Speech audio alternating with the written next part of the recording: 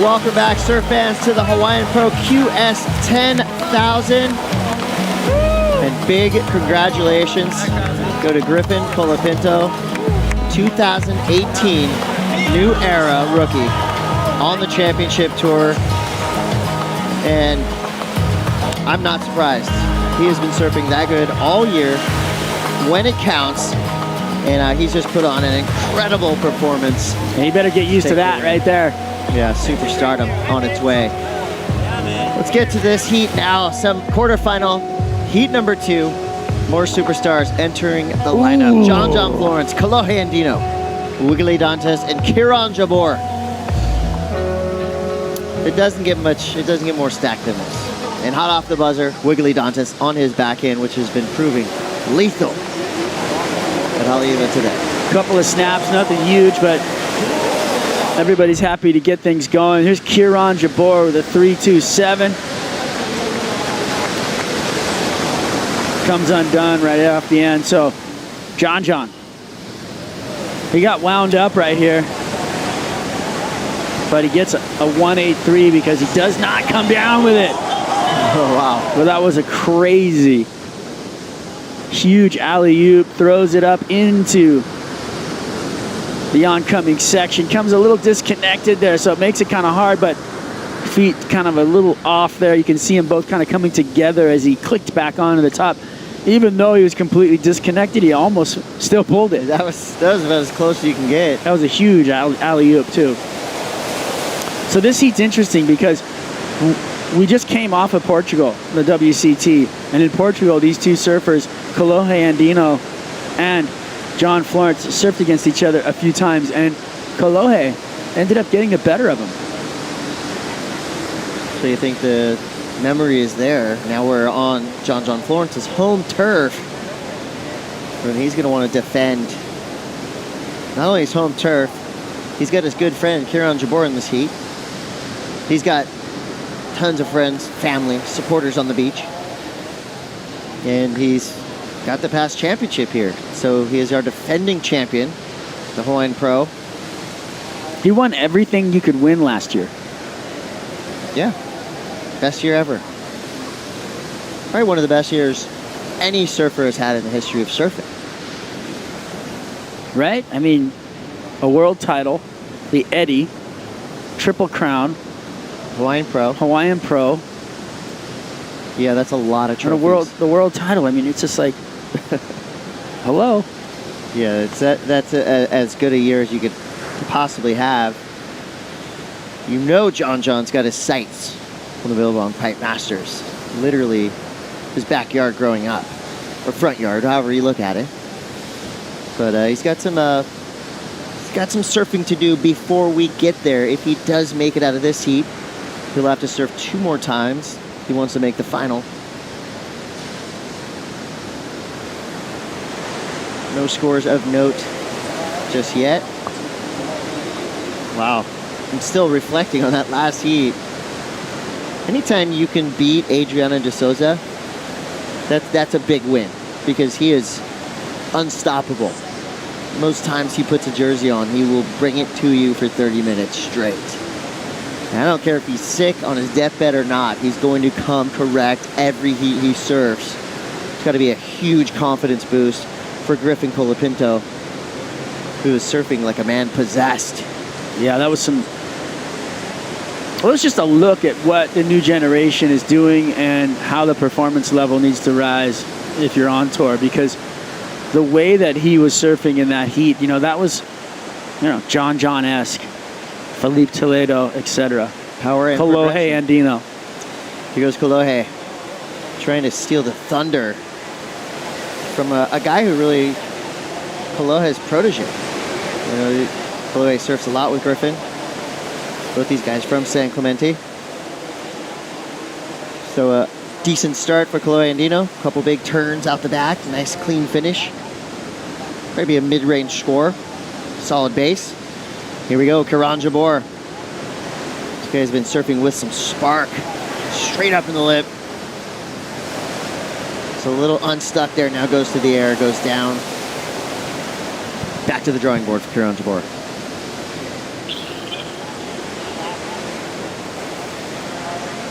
some good surfing. Even though he got hung up, he got back in the game, which I like. Here's Kalohe Andino's replay. Sets up, gets a little sweep into the corner right there. Nice turn, engaged the fins and the rail. This was more of a setup for this turn on the inside where he kind of held into the lip line a little bit and held back. Watch out. Here comes Wiggly Dante's huge power hook. Another raging bull type turn for Wiggly Dantes. I mean, that is just pure power. Wiggly's backhand, not to be messed with, especially in waves like this when you can really just push into those bottom turns and rebound into the lip. With 22 minutes and 12 seconds to go, this is what we've been waiting for, an interview with our newest confirmed new era rookie for the championship tour. Griffin Colapinto's on the beach with Rosie Hodge. That's right. I have the pleasure of chatting to Griffin, fresh off that win against a world champ, Adriano de Souza. You better get used to those moments going up against the big champs like Adriano de Souza, because you'll be doing that all year long on the championship tour next year. I don't know. Lost for words almost, but let's see. Yeah. Wow, I can't even I've gone through so much hard work and so much hard work with my parents. My parents invested so much time into me, and I have to thank them a lot, because I know it's just we committed when I was like 15. We're like, okay, kind of got to go for it, you know. So yeah, just to make it right now, I'm kind of speechless. But I set goals. Like, I think I was 16. I said, all right, I want to be into the 6,000s by the time I'm 17. And then by the time I'm 17, I want to be into the 10,000s. And then by the time I'm 18, I want to be, 19, I want to be qualified. So I nailed my goals on the spot, so I'm just so proud of that. You can be incredibly proud of yourself, and we've also had the championship tour schedule for 2018 released today. What are some of the stops on tour that you're most looking forward to? Yeah, I mean, I'm really excited for Snapper. I heard that's really exciting. There's a lot of energy there. And I heard Karama's is on, right? That should be really good. I like big air sections.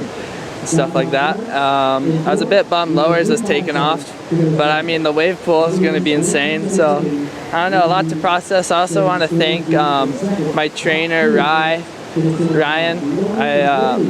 He helps me a lot with just mind stuff, and you know, but yeah, I don't know. Well, Griff, you mentioned those goals that you set for yourself. Another one on your bucket list is to win a big Curious 10,000. There's an opportunity here. You're dropping 977s. You're still going full force towards that goal. Yeah, totally. I think I'll just have to kind of forget about this for like 2 more heats, and then come celebrate it later. Griffin, a huge congratulations. He is a new era rookie on the championship tour for 2018, Chris. Thanks, Rosie. I mean, what a moment for Griffin. You could just tell right there. When that interview first started, he was just completely baffled. Did not sink in, and I like right there, he said, I got to get back to business. I'm going to put off this celebration for at least a few more hours, take the win here, go into the Vans World Cup with some confidence. I could see Griffin Colapinto fighting for the Vans Triple Crown of Surfing title. I cannot wait to see Griffin Colapinto go up against the rest of the field next year. How much fun is it going to be to watch this whole new group attack? I'm right there with you. Here goes a Wiggly Dantes. Wow, just buckets. That was his last wave of a 667, just blasting through the lip. Unbelievable that first turn, but couldn't really follow it up. And then you had John Florence with a 417 right here. Finds himself some water to work with, but not a whole lot there. Just waiting to click, you know. Wiggly now back on his backhand. Right behind him. Kieran Jabor taking off. Could find a nice little chunk of water to work with here. Nice grab rail hack. Sliding the tail out. And again, I'm really liking how Kieran is just adding some extra spice, flair to his turns. Right at the end, you see him Just add that extra whip. Skitsy, huh? Just all that energy coming out of him. I like it. The judges, they appreciate nuances in people's surfing. They're watching Body language. very closely. A lot of body language there, which is great. And here's Wiggly, comes off the bottom, Krakatoa. Huge buckets out the back and finishes strong on the inside. Not crazy dynamic surfing, but definitely rock solid surfing. And then Kieran throwing the tail around with some progression. Pushes again on that corner, and then comes and finishes with a lot of body movement through that end section. So here's a nice slowed down look at what he did. He came up into the section, pushed really hard, and then pushed the tail all the way around, pushes the nose under, and keeps control throughout the maneuver. Complete control, which I really liked. Let's see what the judges think. The judges like fins. They also like spray, because look at that. There's going to be a pretty solid score coming in for Wiggly as well. Power surfing will never go out of style. This we know for a fact. Wiggly Dantas is going to be proving that point with this score, a 7-1-0 for Wiggly Dantas. He jumps into the lead. He's got a 7.10 and a 6.67. Score coming through for Kieran Jabor. It's a 6.27. He's now in second place. There you see Wiggly Dantas with 7s across the board. He got a 6.8 at his low score and a 7.5 as his high score. We throw the low and the high out. Average the middle 3 scores. That's how you get. It's going to be interesting because, you know, that 14-point total has been the mark, right? Getting through heats. So you see Wiggly with a 13.77. I beg to discuss the fact that that score will be the low score. You don't have to beg. I'll discuss it with you right now.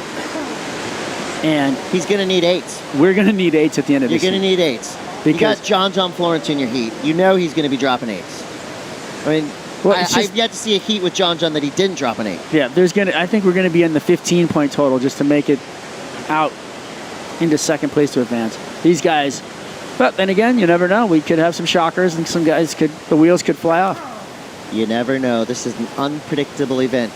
The Hawaiian Pro will roll on. More John Florence to come. We're going to take a quick break. We'll be right back with more surfing live from Haleiwa. This is the Hawaiian Pro.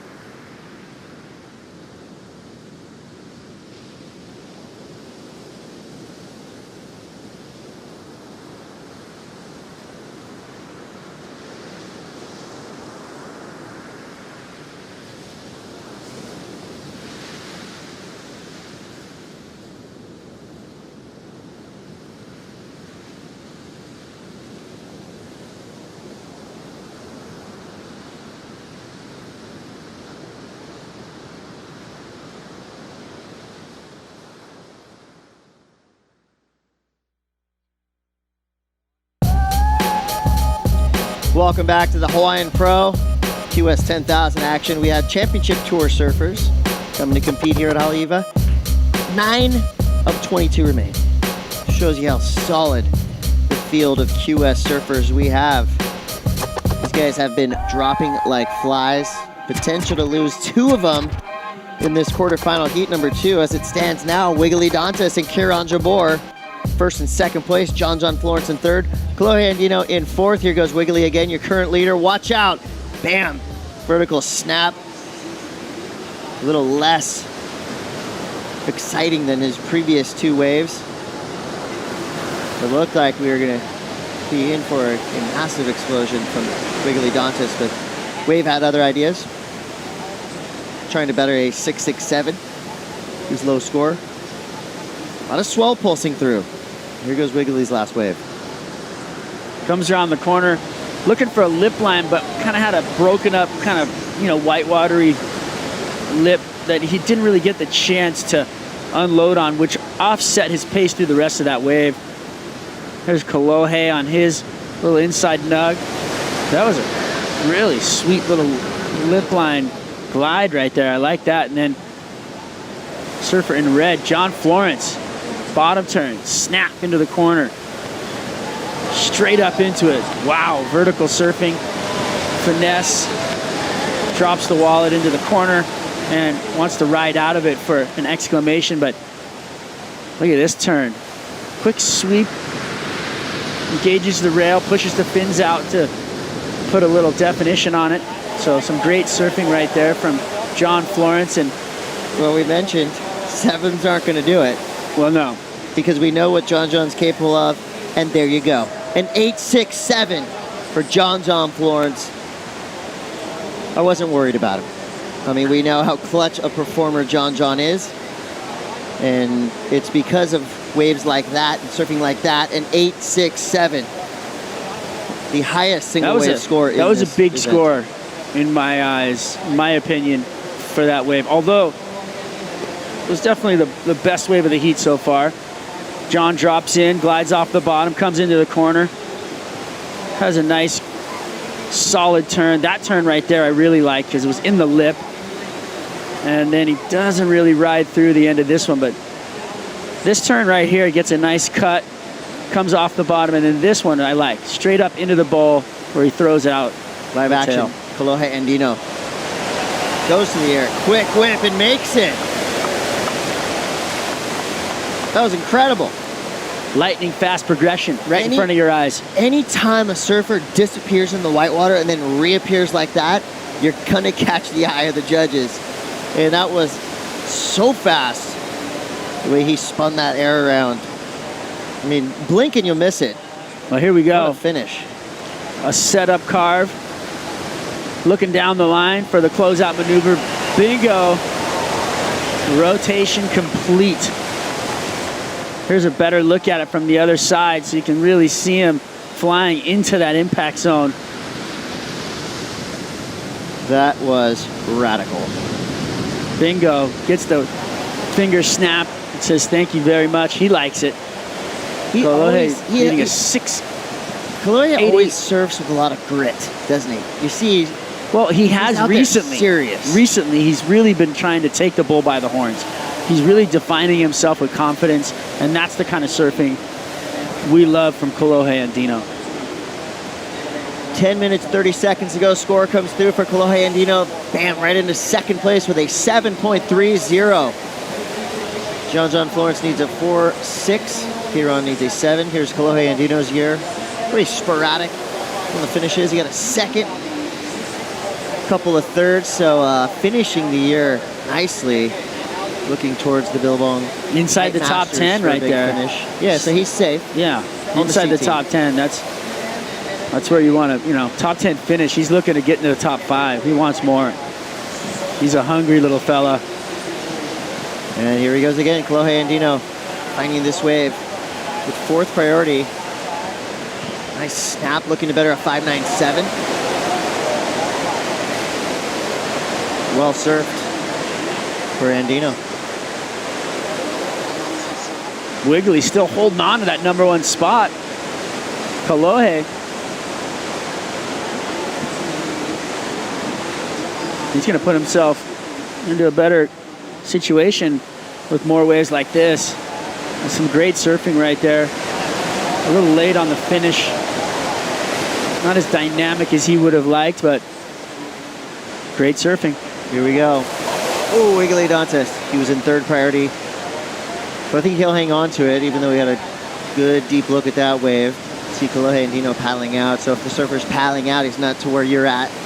He will not slide down the priority ladder. Out the back, you've got Kieran Jabor with 1st priority, needing a 7.01. Needs to be selective here. Needs to be patient. One wave could flip this heat for Kieran Jabor. And if he doesn't take it, #2 spot in the lineup goes to John Florence, sitting with that 2nd priority. Both surfers having a look. Nobody going. It's going to be, well, Kolohe and Andino having a look there. Kolohe in 4th priority They all now. just took a sniff at that one, didn't they? Yeah, they just, nobody made intent. So having a deep paddle now, it is Dantas. Here he goes, winding up this backhand. Bam, straight up into the lip. Again, section just not opening up for kind of what he wanted to do. There goes Kieran Jabor. Quick start, gets a little hung up, gets back around it quickly, straight into the whitewater. Beautiful sliding snap for Kieran Jabor. Kieran looking on point right there. That second lip line slide, powered slide, was like just a straight up solid effort. That was the perfect turn for that section. And all the distance he covered, you know, laterally across the lip. Can't wait to watch that. It's gonna be a fun replay to break down. So he's looking for a 7.24. We're gonna start with Wiggly Dantas. That wave was a little hard to negotiate. He was a little late to it. He got into it a little late.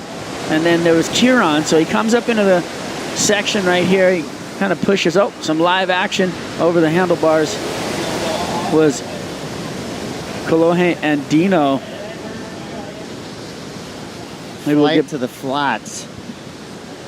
Back to that other replay of Kieran as he lip line slided that thing. This is an important score for Kieran Jabor here. Yes, it is. So comes off the bottom, snaps it off the top, and then this thing right here, slam, lip line slide, released across the lip. So kind of 50-50 grind, if you will, board slide. Pushes the fins out the back right there, releases the rail into the lip. See him sliding across, then re-engages the fins, and then comes down for a finish. Great surfing right there. Really cool looking. It was all real. I feel like the meat of the score obviously is going to be in that second turn. See what our judges throw out for that one. 6:10 to go. John Florence is in danger being eliminated. Fortunately for him, doesn't need much, a 4.83. And he's got priority. Does have priority.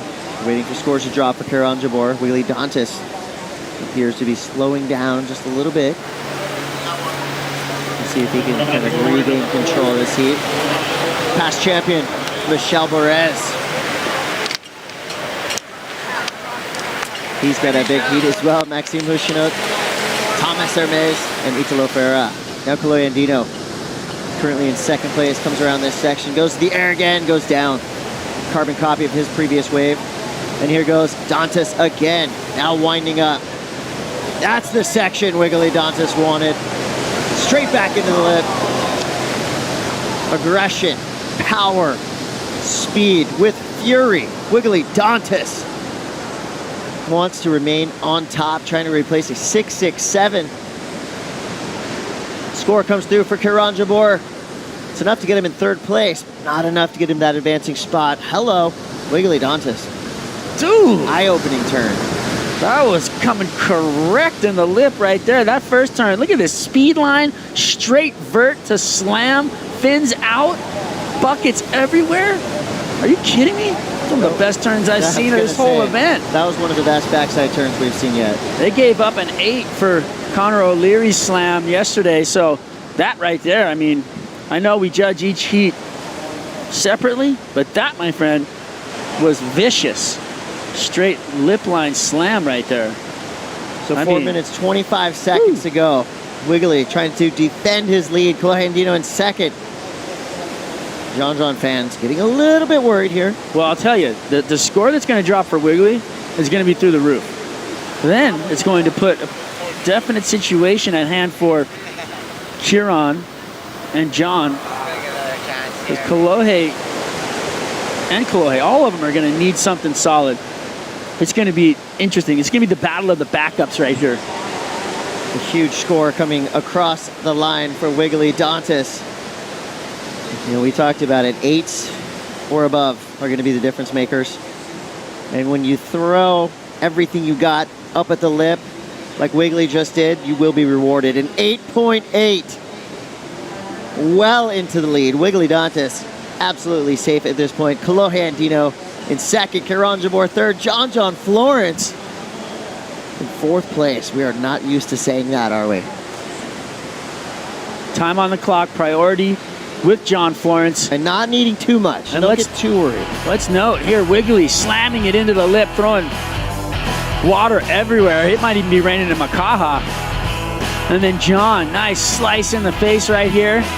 redirects, keeps the momentum straight into the lip, blows the tail out, and then finishes strong on the inside with the drop wallet. Kolohe, fireworks of his own, loads up for the Air 3 on the inside. Bingo comes flying out of that with speed, right into the impact zone with perfect landing.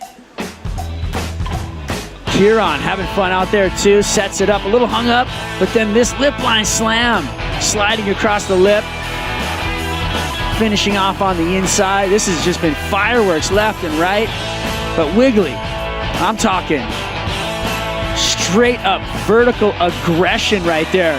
That's the kind of surfing that's gonna get you some solid scores, and he gets an 8.80 for that, puts himself up there almost at a 16-point total. We talked about at the beginning of this heat, 15 points is going to be something I think is going, in the end, going to have to get it done here. That was devastating. For the wave. Huge turn. And for his opponents. Still in shock. I love 2 minutes to go, the 2-minute warning. John Florence needing a score. He has priority. He's been in this position before. He's surfed Haleiwa 1,000 times. Grew up surfing in contests here. He has all the knowledge of this wave. There's his brother. Under the blanket, not too stressed. This whole crew knows what John's capable of. Time's winding out. A minute 30 to go. The fun about this is that the power and progression play there, and watching Wiggly, how fast and how aggressively he performed that maneuver. That's what I like to see. I love the speed and the intent that went into those turns. Well, Wiggly he's not switching anything up. He's sticking to his game plan, just stubbornly attacking the lip, and it's working. Yeah. But you got to admit, the way he attacked that lip was a lot stronger and more aggressive than anything we've seen out of him so far. Wow, John Florence using his priority on a bad-looking wave. That was a fumble. Plain to see that was a priority error. I'm not going to say he was in the end zone when that ball was thrown to him, but he had priority. He was sitting out the back, and he missed it. I don't know if he's surfed many four-man heats this year, so maybe that could come into play, but that was a big error right there. 26 seconds on the clock. I did not see him finding the score he needs at this point, but look at the score he needs. It's a 4.83. He probably saw something there. I think he saw a little piece of coping he could have maybe launched off at the end of that left. Sets on the horizon. Will the two local boys fall out of the draw? Oh, this could be a stunner. Here we go. Last chance for Kiran Jabor. Surfing for a 6.51. There's the horn. He goes down. My friend. Shocking finish. The two local boys, John Florence and Kieran Jabor, have just bowed out of the Hawaiian Pro. There's going to be a lot of stunned people on the beach, but it wasn't for lack of effort from this guy. Wiggly Dantas powering his way into the semifinals. More surfing to come. Quarterfinal heat number 3 with Pete Mel and Kaipo Guerrero. Stay tuned.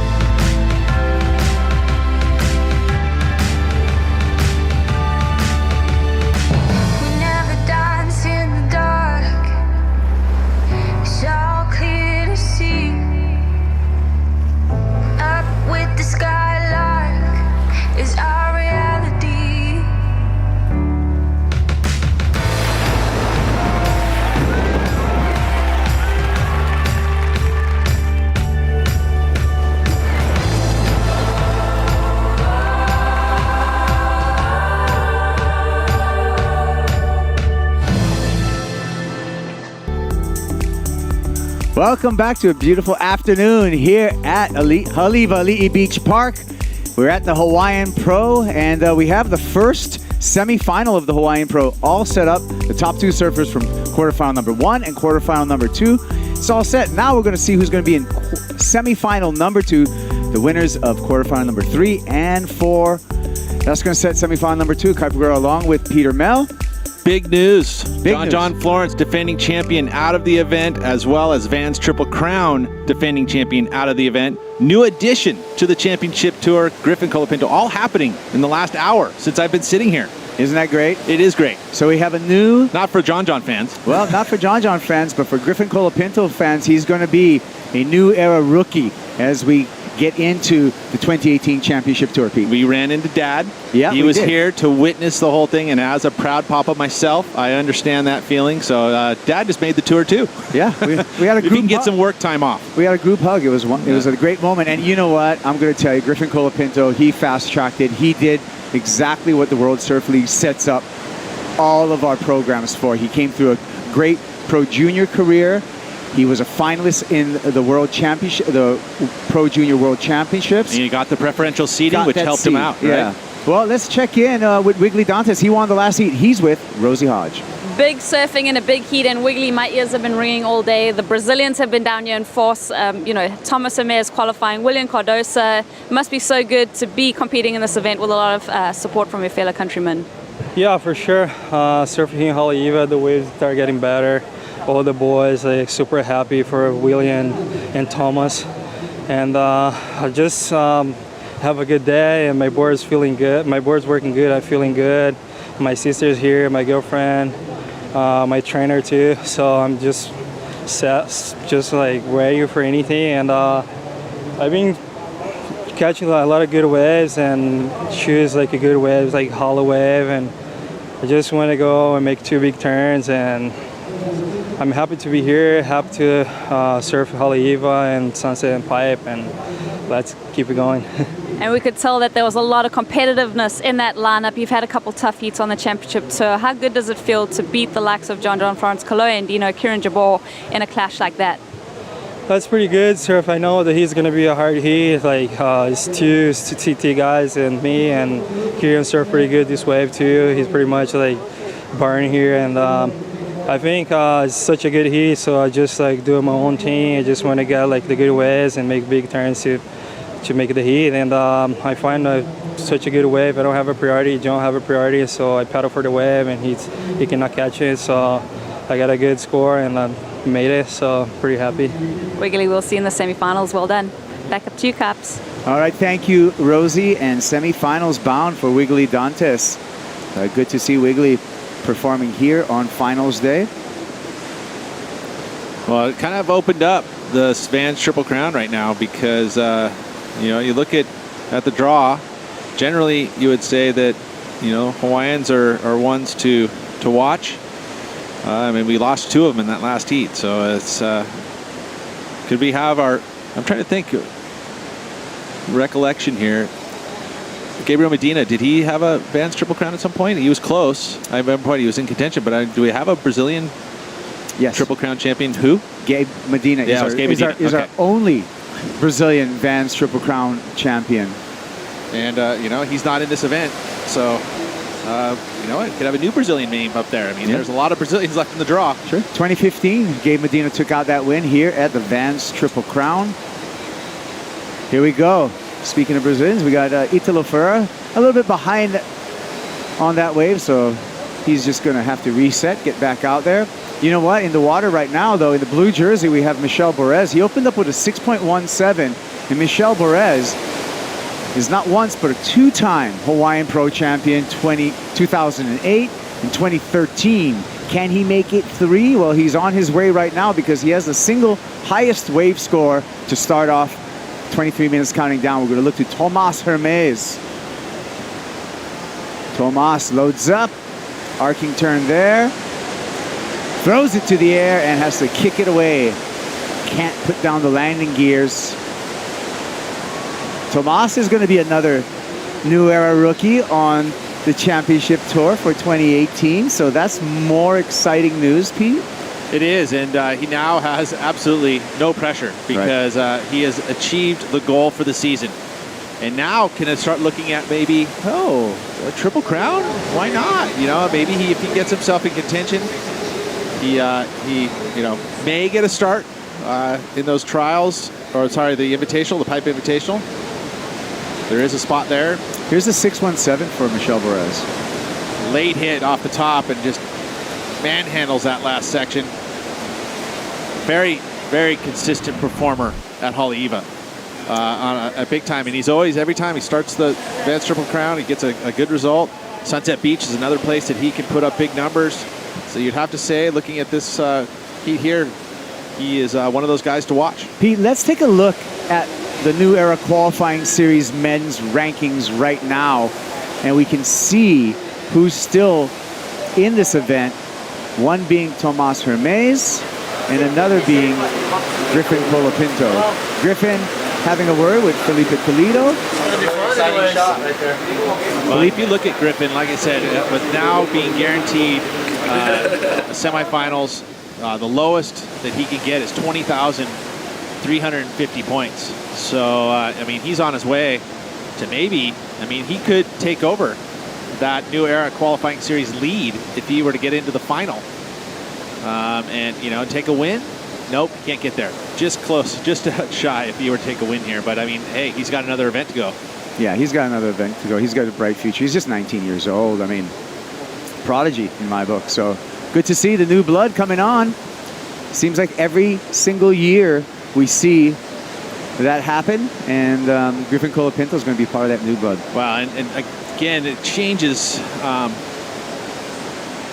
the entire mindset when you're young and you've got to learn the ropes of the championship tour. I mean, I'm trying to recall as we look at another prodigy from Hawaii. That's right, a Hawaiian surfer, and Josh Moniz. He's going to be coming in quarterfinal number 4 along with Leonardo Fioravanti, Jordy Smith, and Felipe Toledo. What a quarterfinal. We're going to finish off this round. That's right. Oh. But just, and thinking about when the graduation of Griffin to the championship tour, and I was sitting with Rosie and I'm like trying to call an opportunity where Griffin's actually surfed in a championship tour event, and I couldn't pull one up. But I know that he was close for qualifying at the Billabong Pipe Masters because he had a chance. He did really well in one of the Pipe Invitationals. Sure did. But did he get a spot? That was her thing. I don't think he did. No, he made a name.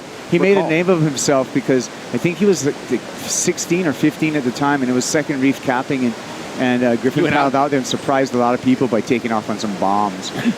Here we go, Maxine Husno. And not just taking off, but surfing through those barrels, and it was very challenging. And Pipeline is one of the most challenging waves on the planet and the most dangerous. Tomas Hermes, whitewater face for Tomas, snaps it. No problem. Comes around the section again. Another big snap for Tomas. Up in the lip one more time. Just looking quick out here. Keeps the flow going through the inside and does a little choppy to kick out. Tell you, he's got the Xanadu's. He's had some fresh boards under his feet. Him and Xanadu have a good relationship. They've been able to get boards under his feet. And with those boards, they're stuck to his feet because he has been surfing so well on those models that he has. You can see the confidence exuding from Tomas. When you have a good blade under your feet, it makes a big difference. And you said it, Pete. His year of work is actually done. I mean, now it's all gravy. Now it's all just extra whipped cream on top of that big slice of pie, knowing that he's going to go and be on the championship tour. Italo Ferreira here, carving on the backhand. Italo just so quick, always so solid, finishes that wave off. No problem. Now, Tomas, on the other hand, could actually, with a win here, move himself up into that almost top spot. So, I mean, there is definitely more to add. I mean, I think every extra place is good preferential seating going into next season. Replay here of Italo. Italo on the backhand, so exciting, so explosive, so balanced. Beautiful backhand hook. And you talk about why he has a bit of separation from him and anybody else. I mean, there's him and Gabriel Medina, I feel like, are the most balanced with both feet in regards to how, and Italo, looking at. That's a big story right there because he's 14th. He's going to skyrocket up that newer leaderboard with his performance here. Well, I mean, we're already in quarterfinals, so he's actually... He keeps all his points. Yeah, and so that means every round he's just going to be adding 1,000, 2,000 points. So, with his placing right here, the bare minimum, he's already kind of climbed himself over the top of Michael Rodriguez. So that means he's in that top 10 picture. He was real time. He was sitting 11th as the day began. There you can see the points awarded for finishes here on the qualifying series. So you get into those semifinals, you're into 5,000 points getting through this heat. And that would just be a 5,000 on top of what Italo's already accumulated on the rankings. And why? Because this is only his 4th event, qualifying series event surf this year, and we take your top 5. So this in Sunset is going to count 100% for Italo Ferreira. Don't have to minus those low scores, do you? Right. So, I mean, generally, most of the guys that are up there have already surfed their 5 allotted events, whereas Italo had an injury at the beginning of the season, so was able to get back and start fighting here mid-year. Good result at the Cascais Pro as well as the EDP, Billabong Cascais Pro, to get the title right. Leo Fioravanti warming up, and you can see a list of our past champions on the bottom here at the Hawaiian Pro. I had my experience at the Surf Ranch with it. Leo Fioravanti, and one of the things he told me, and it was his tip, was warm up. Get those legs fired up, because you're going to get out there. If you're not warmed up, you're going to feel it. And sure enough. Your clip went viral, Peter. A lot of people. Well, you're just being modest right now. I'll pump you up. Look at how much he does. He emphasizes his warm up every single time he goes out for a heat. He has his formula to warm up. Balancing right there, that fires every muscle in the knee, so that you get blood. Yeah. Focusing on that area. What's your warm up, Peter? A lot of that. I mean, that these days it's got to be, something like that again fires every part of your body, so it's already got blood pumping to it and oxygen pumping to it. Looking to the bottom there of our past Hawaiian Pro champs. Do you have a favorite? Oh, what is your favorite? Favorite Hawaiian Pro champ? You know what? I'm gonna go with Sonny Garcia. Okay. And the reason why is that we're same age, and I my first real major event was against Sonny at Makaha. And I've had a lot of views of him competing, and especially here at Haleiwa, and not only just Haleiwa, but across the board. I mean, I loved how he surfed at Sunset. He's always stuck to his own guns, his own criteria, how he's going to surf a place. So I have a lot of respect for how he's done that for the years, and he's a world champion. There you go. Maxime Husno weaving down the line, bottom turning, a little flat face, no problem for that big cutback from Maxime. Another hook, and that's all the wave's going to offer for him. My favorite Hawaiian Pro champ, I'm going to go back to Tom Curran with that logo-less surfboard for that big win. Got in trouble for that. That's why it was my favorite one. I was just like, that was so You're like cool. being a rebel. It was so cool. Tomas Hermes. That was the forward V. Yeah. Shaped by Maurice Cole. I told you, surf scholar, Pete Mel, you're 100% right. And you know what happened? He just didn't have stickers. No OP on the nose of his board. Naughty. Surfed the final logoless. He was getting paid big money at the time, by the way, too, for that year, 1991. Pretty incredible. Well, he beats to his own drum. Turn our attention to Michel Borez. The Spartan eases through a big wrapping cutback. He's going to bounce through this section. The wave doubles up on the inside, gets up in the lip for a float. No problem for Michel Borez before he kicks out. Behind him, Italo Ferreira. Ferreira zaps the lip right there, throws the tail, and unfortunately, usually we're so used to him riding out of a maneuver like that, so that was a surprise that he went incomplete. You know what? Those moments when you actually witness something like that, and I was here to witness that event when Tom Curran made the final on that board, and the surfing that he did, it's ingrained. It's not something that I have to even pull. It's there forever. Yep, as we see the replay of Italo Ferreira, those are years for us guys who've been around the block for a while.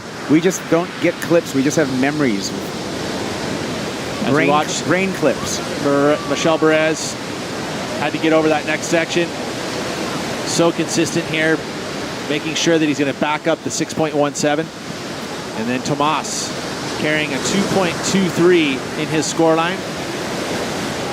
Going to be another mid-range score for him. One more score for Italo Ferreira to drop in, and then we can give you the situation out in the water. 4 of the judges out of the 5 have locked in their scores. There we go, 3.07. Situation, Ferreira goes to second place, right behind Michel Borez. We're going to take a quick break, and we're going to be back with more here at quarterfinal number 3 at the Hawaiian Pro.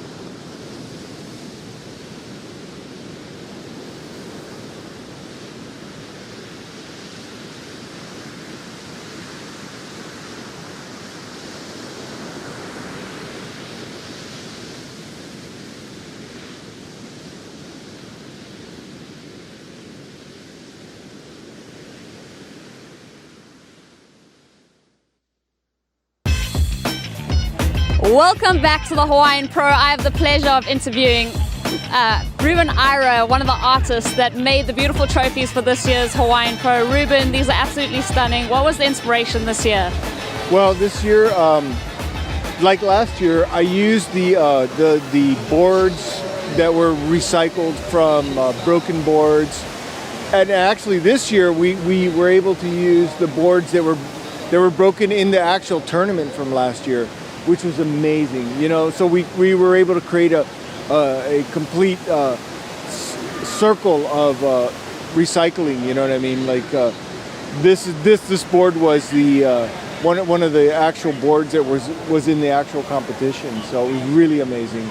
And then the back of the trophy is made from a locally sourced monkey pod made by Ben Wilkinson, an amazing woodworker, local woodworker from Haleiwa. So all of this is locally sourced and locally made, really amazing, and I'm really proud and really happy to be part of this tradition, you know, this Hawaiian tradition. And it is incredible, just the sustainability of this event, but then also the prestige of it. A lot of the surfers, you know, they're coming to these events here in Hawaii, and there is so much heart and energy going into every performance. Do you feel that while you're making these trophies and just thinking about those guys and the excitement and the happiness of taking one of these beautiful pieces home? Well, and all of these boards have they have a history. This board here it's ridden the waves. It's not just a dead piece. It's something that has a story. It's something that has a history. It has a you know, more than what my carving is, and I'm glad to be able to bring it to life and to put it into this contest. Well, Ruben, these are incredibly stunning. I know that it will be another motivating factor to take out the Hawaiian Pro, just to take one of these beautiful pieces home and put it on that mantelpiece.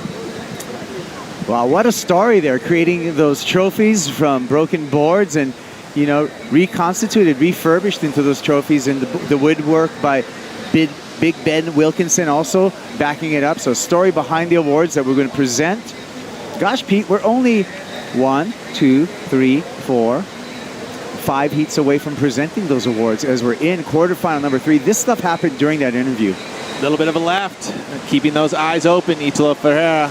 This one didn't have much wall on it, although he stays with it, hoping for a section, which he gets. And of course, no problems for him. Tail throw reverse, and then on the other side of the peak, Michel Borez trying to back up that 6.17, getting loose on his own. Oh, Fins are out the back twice. Got the wrench and just loosened up the trucks on that last one for Michel Borez. Surfed his way through a 3.9. Here's Maxime Husno. So Maxime carving his way. 2 nice curves in the lip. And I heard the beach kind of erupt. Replay here of Italo Ferreira. Italo, just always dependable on the backhand. Little fist pump before he kicks out. That kid paddles fast, doesn't he? I mean, he was straight out from that left, right back out into the peak. Looking to better his 4.9. Italo does not do so. 4.57 it comes in. So he remains in the lead, however. Italo Ferreira, Michel Borez, Maxime Husno looking for a 3.64. Michel Borez up and riding in the blue jersey. Loads up, gets through that section there. Comes around the corner. Big hook and layback. Throwing tons of water. Interesting because he was sitting in 3rd priority. And he was able to slide a little deeper than those guys and picked up that wave. Tomas Hermes. A couple of nice snaps in the lip, and he always makes sure that he finishes and makes it super obvious to the judges. He's even going to juice that one a little bit more. You know, he's just going to have a little longer paddle right there because there wasn't a lot of extra points on the end of that wave, but I think it's just a habit with the, you know, a consummate competitor like well, it's all that time on the qualifying series. So sometimes you got to start milking stuff, even though it's just a part of the mentality. You've just got to be able to be so determined. As we watch the replay here, again, pick this wave up outside of priority and 3rd priority. He was able to position himself in a better spot, and it paid off because I think that's going to add to his 2-wave total, as well as this wave from Tomas. But yeah, just having the ability to, or just the desire to keep finishing those waves all the way to the channel. You know what, too? It also kind of puts him in a good position because of that rip and that current. It'll actually create some separation. It'll kind of drift into the lineup a little slower and kind of almost get himself in rhythm for the next sets. Well, Tomas, 7.5 just dropped, so he put in some work right there. He vaults into 1st position. Michel Borez dropped the 7.1. He takes over that 1st position as scores come live here. Italo Ferreira, he's surfing now, needs a 7.5 because he's dropped down to 3rd place. That's not going to do it for Italo. Little stumble. You probably would have heard that score being communicated over the beach announcement right before he took off. Maybe rattled him a little bit. Maybe. Probably not.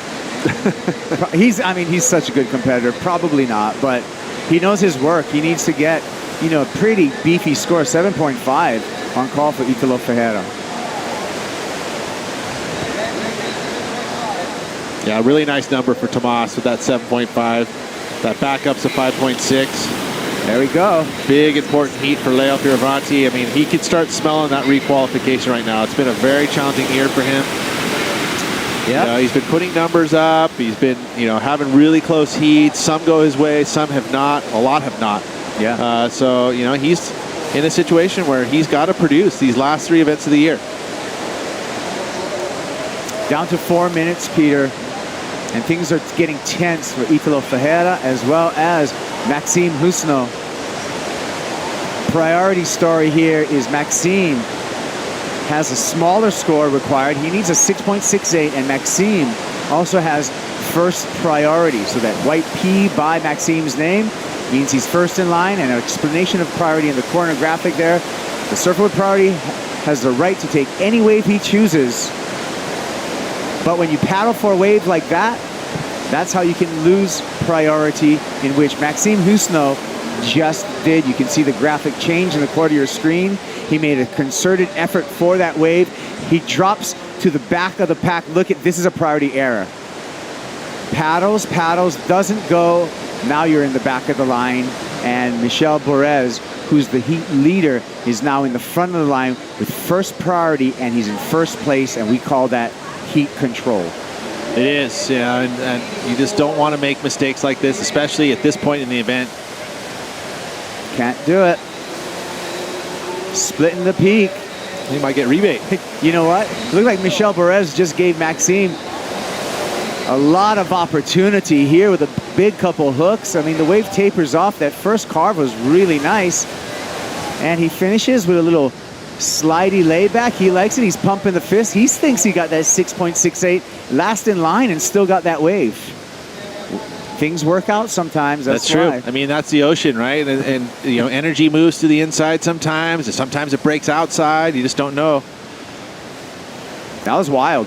It was wild that Michel actually chose to go. We're going to catch up on that left, I'm sure, but Michel Borez went and left with priority. Here he goes. I think he was just a little bit deep maybe in the decision there. He just realized, you know what, I'm a little bit too far back. Or maybe, Maxime, go for it, bud.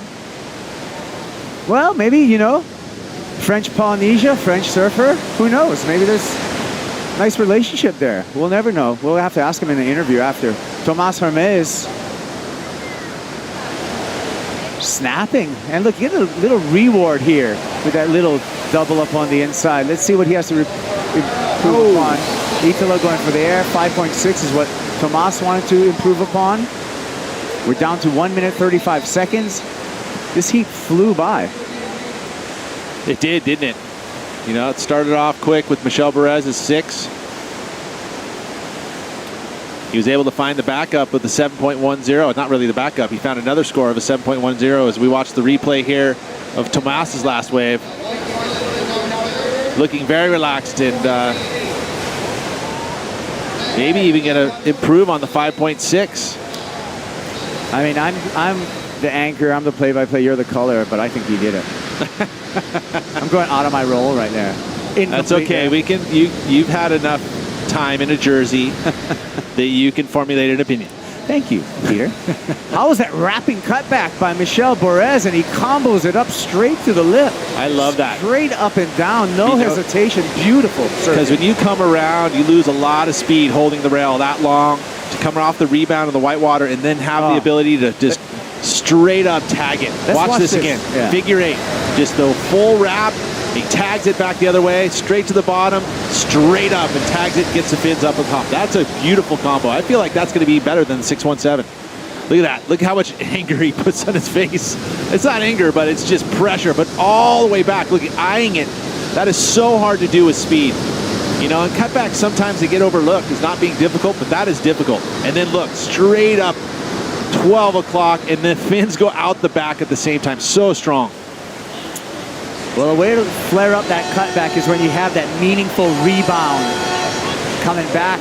Last score drop for Tomas Hermes. It did improve his standing. He got a 6.63. Tomas goes into first.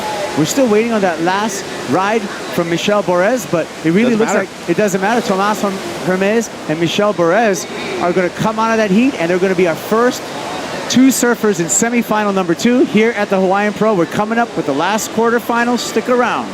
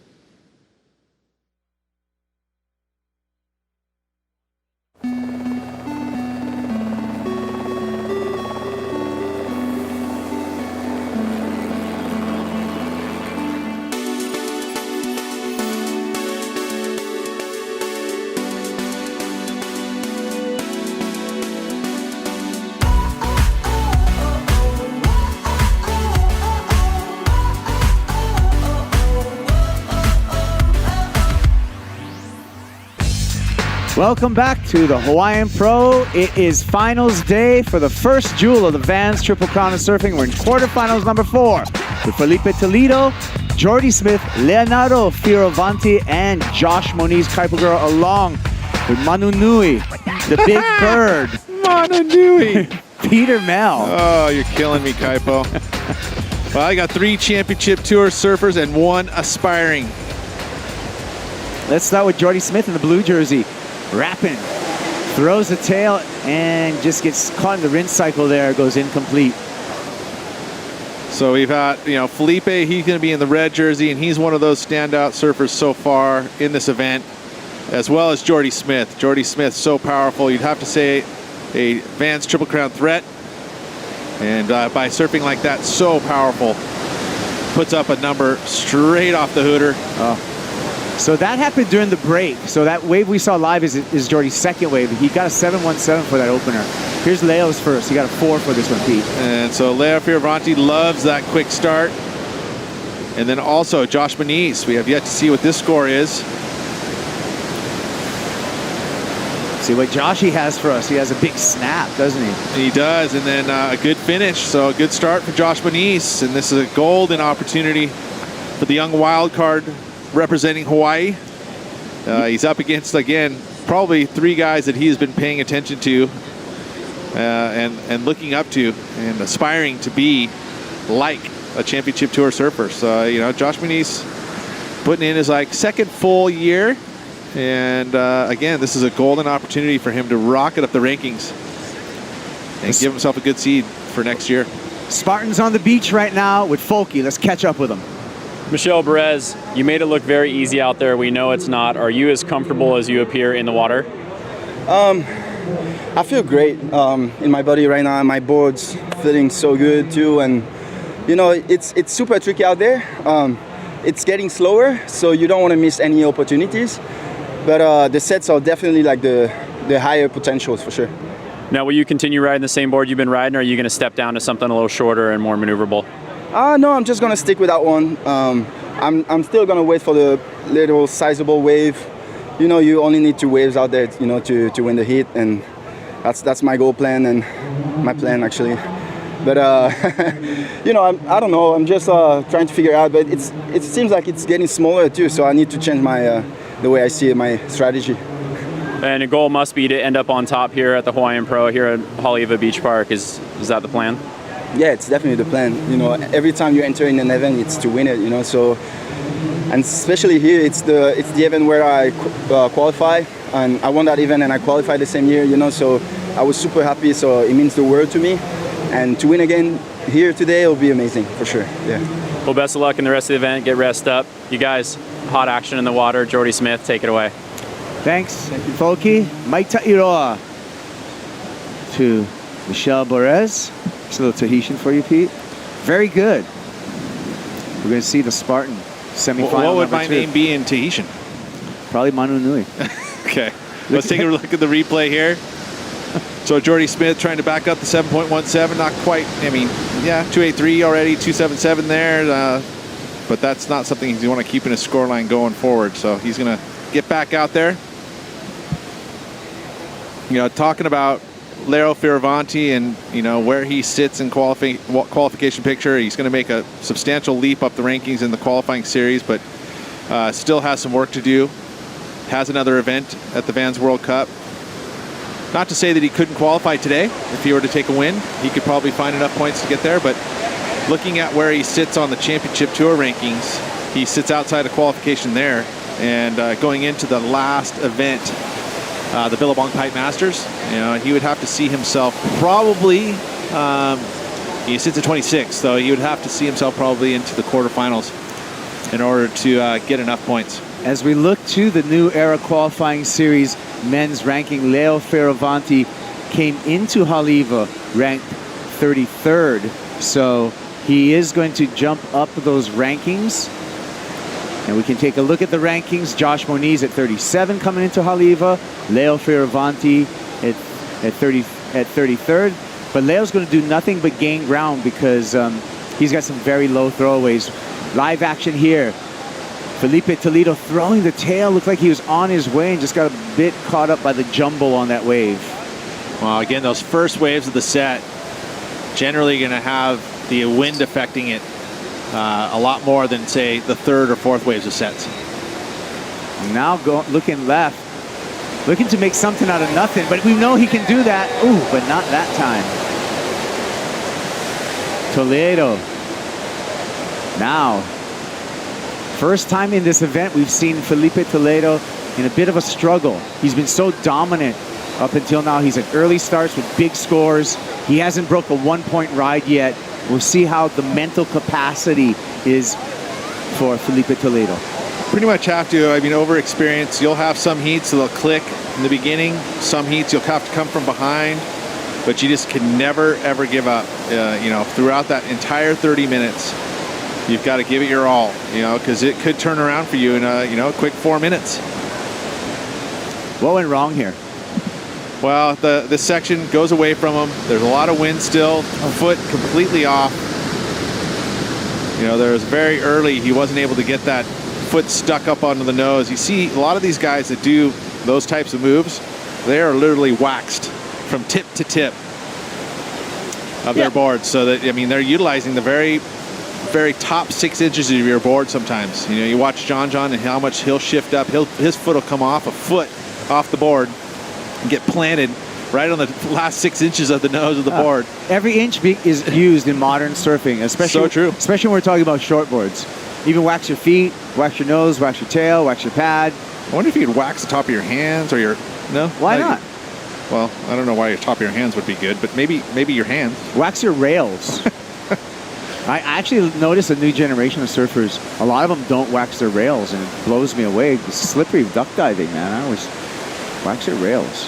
Well, they're waxing the tip of their nose. Whoa, watch out. Kanaka Solutions right there. Kimo Leong along with Colby. Could you imagine him staring at you as you're walking down the beach like that? You're like, oh gosh, what did I do? Well, Colby, Bubba, his son that was sitting right next to him is a masterful jiu-jitsu. He's been a prodigy in the world of jiu-jitsu. So, you got a second generation coming up with Kanaka Solutions, keeping us locked down here at all of our Hawaiian events. Keeping us safe. Oh, I feel so safe when I'm with those guys. How can you not feel safe? Some DNA. And you know what? Take all of the action with you. Remember to download the World Surf League app to your mobile device. You can take live streaming with you. Hey, the new championship tour schedule's on there right now today. Just dropped today. You can look at that information. You can read all the engaging content, all from your smartphone. We know all you kids are staring at them all day anyway, so you might as well enjoy some World Surf League action. Hey, you're guilty. I'm guilty. Some of us. Oh wait! Look on the beach right now. It's actually no one's looking at their. No one's looking at their phones. That's awesome. They're all looking at the beach. Oh, there's one person. Awesome. There we go. Jody Smith eases through a cutback. Needs more on the inside. Throws a nice snap there to finish off. Behind him, Felipe Toledo is going to look through the left. We saw him take to the air before. He's going to stab it on the backhand. First of all, little sleepy section, cut back. He's going to have to get another cut back in there and hope this wave stands up. He's just going to be relinquished to cutbacks through the last part of that wave. You know, we haven't seen it yet, but I like what I think Felipe is doing here. Is he's seeing that there's a decline in the swell, and generally with that decline in swell and that north angle, these lefts might start to come into play. We saw it from the first few days of competition that those lefts were actually the best scoring rides. We saw a lot of consistency out of those lefts, so I understand what he's looking at here. I mean, he's got himself a nice first turn. You know, and this wave hasn't quite loaded up on the reef, but I understand what he's thinking. Peter Mel reading into the mind of Felipe Toledo. And you know what? That first turn, though, that was a great turn. Unfortunately, that wave went sleepy afterwards. Here's a replay of Jordy Smith on his last wave. So Jordy, again, he's been taking off kind of deeper in the lineup and getting that final section. Nice attack there. Good variety with the carve and then the finish move. So waiting for both those scores to populate onto our screen. 5.6 for Jordy Smith. So He's got the backup. Strengthens his lead and backs up that 7.17 that he started off with. We're waiting for the last score on that left of Felipe Toledo. So that heat strategy coming into play for Jordy. He's able to get that quick start, gets the 7.17. He's able to get the backup now. So that's kind of how you want to map out your heat. You want to get obviously a good score out of the gates, get a backup, and then you can be more selective. Now he can start using the priority, maybe sit a little bit longer. Peter, Jordy Smith, he's in the title race this year for the championship tour at the Bonsai Pipeline. You can learn more about that title race on both the men's and the women's side.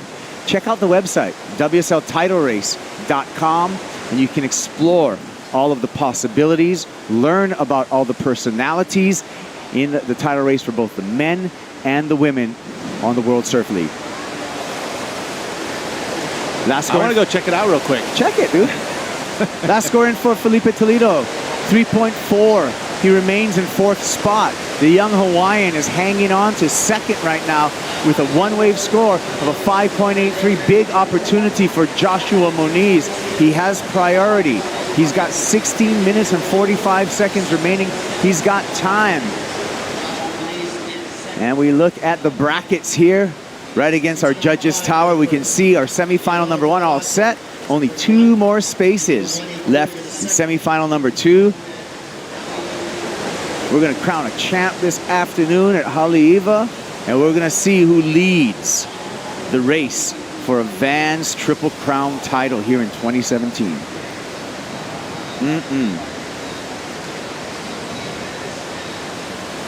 We'll take a break, and we're going to wait to hear back from more of Peter Mel when we come back. Check it out, all the action here at Haleiwa.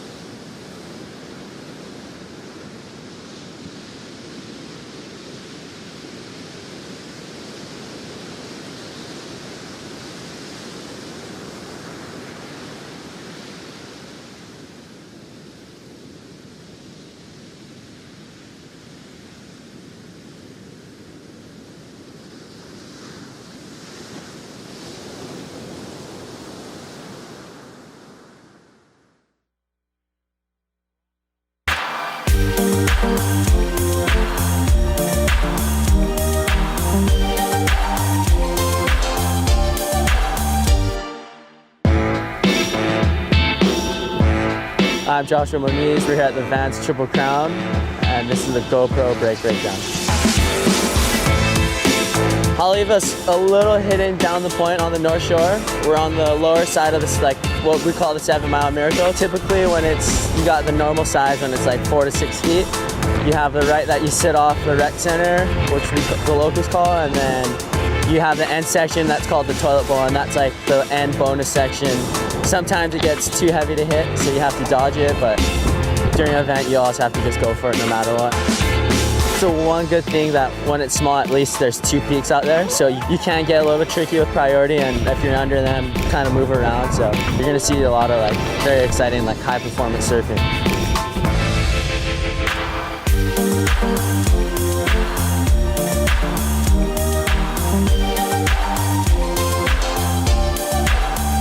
Josh Moniz with that GoPro Breakdown.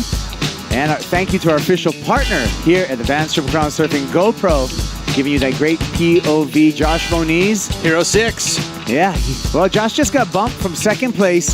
He's got 5.83. He's waiting with priority. But during that break, we had some fireworks from Felipe Toledo, and here it is. And he's looking at the left. Watch out. Finally found one with some wall. 2 beautiful backhand, 3 beautiful backhand snaps, and he's not even done yet. There you go. Talk about sparky. Talk about spicy.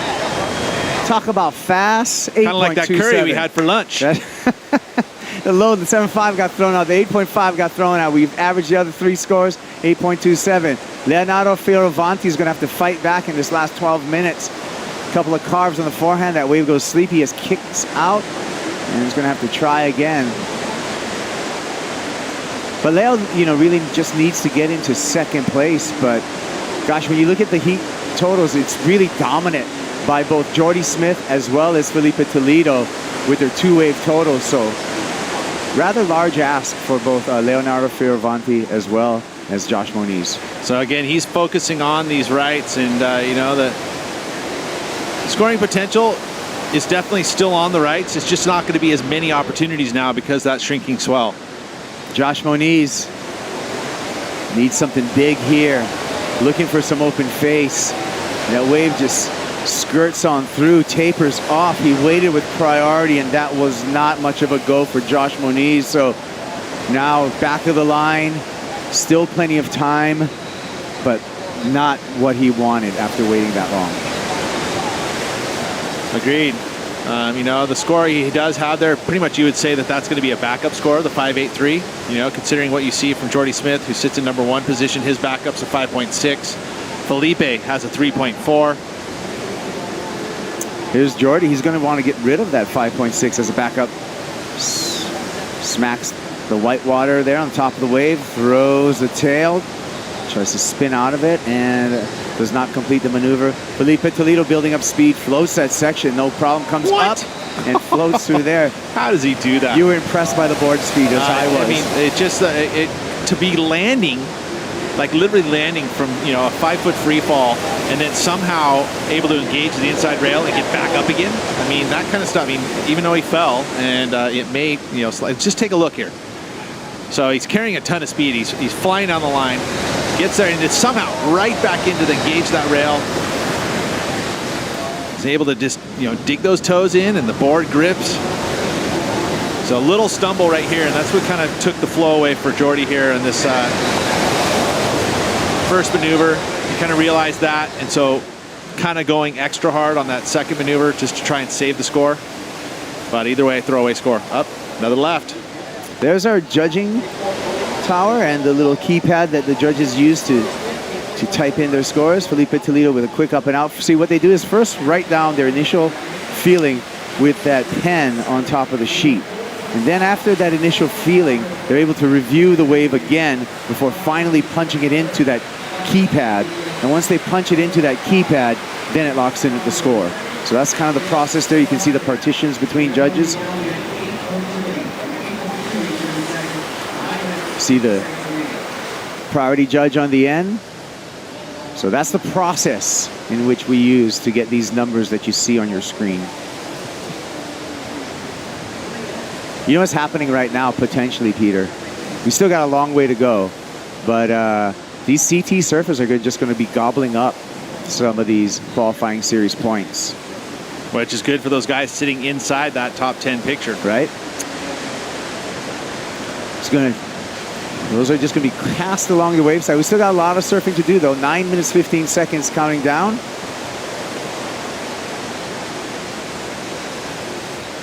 Quarterfinal number 4. We're going to go straight into the semifinals.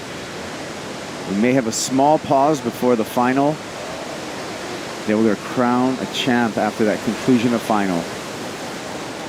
Weather's been on and off today. The swell's been pretty good in that it's holding for us. We expected this onshore wind, so that's no surprise to anyone. Felipe Toledo up and riding. Toledo snaps it there. Comes around the corner again, snaps it one more time. Closing finish, snaps. 3 big maneuvers in such a short span of wave. Incredible surfing by Felipe Toledo. Let's see what his low is, a 4. He's going to ditch that low. Oh, for sure he is. And probably go out front into the lead. If I were to dissect this one, actually got live action. Live action with Jordy Smith. What's he got for us? Way down the line. One big maneuver. Launches it and lands it. Stomps that thing. Bolts. Bam. Is there bolts on a surfboard? You know what? If we're stealing phrases from skateboarding, I might as well keep on stealing them. All right. Peter Mel, and that's bolts means you land stuff solid, 2 feet, boom, squared. Here's the replay. Look at how much speed he carries here. So he really had no choice at this point just to go for one big move. And look at the ramp all the way around, 540 degrees. I asked the question. I got the answer. That's a complete all the way around 540 degrees. He's on a quarter pipe, right? You backing me? I'm backing you 100%, Peter right, Mel. thank Like you. I said, if we're going to bite stuff from snowboarding and skateboarding, we might as well get it correct, and that is a 540-degree rotation. Oh, man, and it's a big number. And sure enough, I think that Felipe was going to take the lead, but maybe we could see Jordy take it back. Jordy, take it back. And look, it's the Felipe and Jordy show right now. Zaps through that first turn. Quick floater. I'm thoroughly entertained. Josh Moniz is going to have to come back right now. Young Hawaiian up in the lip there.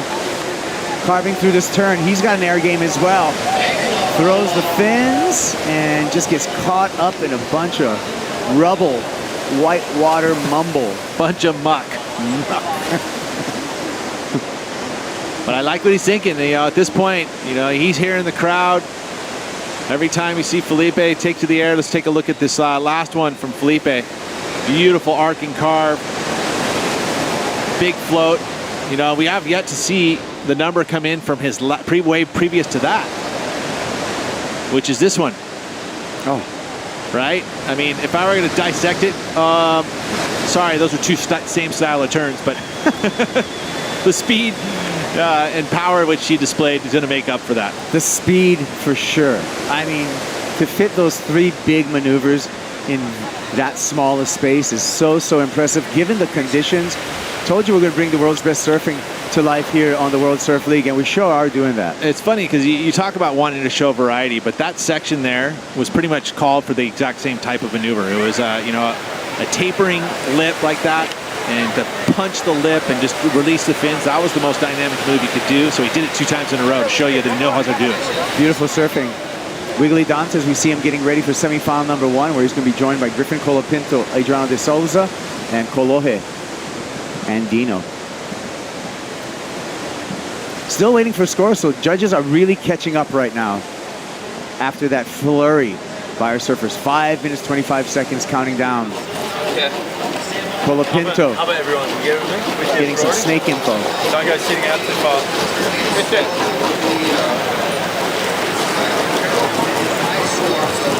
Back yourself in with 2 quality turns. Wax it to the tip. Don't sit out too far. Back yourself in with 2 quality turns. Leonardo Fioravanti, who's also in that Snake Tails camp, trying to mount a comeback. You know, one of the tools that Jake uses is that video camera. He tapes everything so that there's a review process that goes down.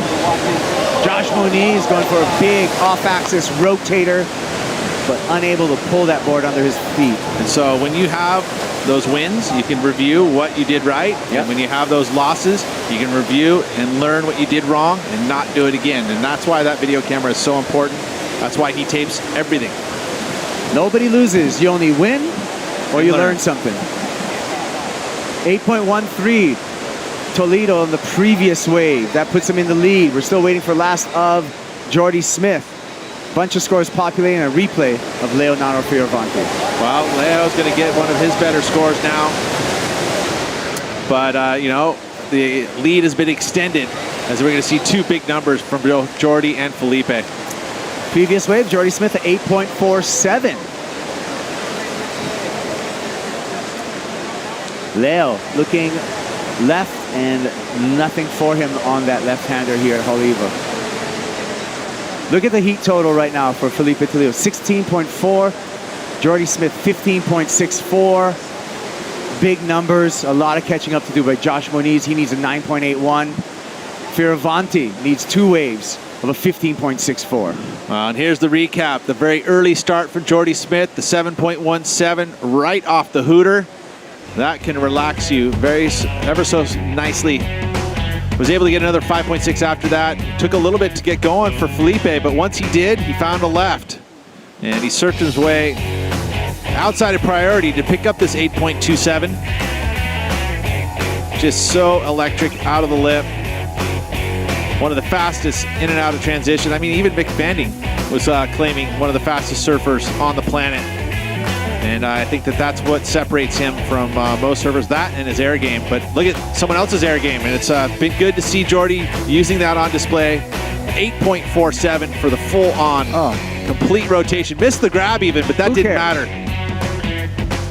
because he pulled it off. And I love that he never gave up on it. That was the 8.47, so it's just really a clear separation for Felipe and Jordy point-wise. I mean, you look at three excellent scores, Pete. 3 scores above 8 in that, and we see the scoring scale. That's the sign of a good heat. Well, Leo moves into third, but he's in a combo, which means he needs 2 waves totaling 15.64. So he needs to get over the 5.64. What about the 3 excellent scores, Pete? You want me to acknowledge it? It's awesome. All right. It makes for exciting. Anything from an 8 to a heat. 10, that's an exciting heat. We got 8.27, we got 8.13 for Felipe Toledo, 8.47, the highest single wave score for Jordy Smith, and Leo Fioravanti back against the wall, needing 2 waves. A good start here with a nice stab, goes for air game of his own, and unable. So sometimes things go your way, sometimes things don't. Well, he had a good start to today, and I like that he's not giving up yet. You know, minute 30, he's going to keep at it.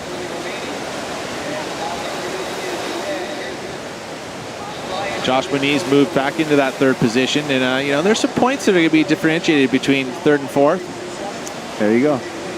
Yeah, every place counts at this point in the year, especially at a top level qualifying series 10,000 for surfers like Leonardo Fioravanti as well as Josh Moniz.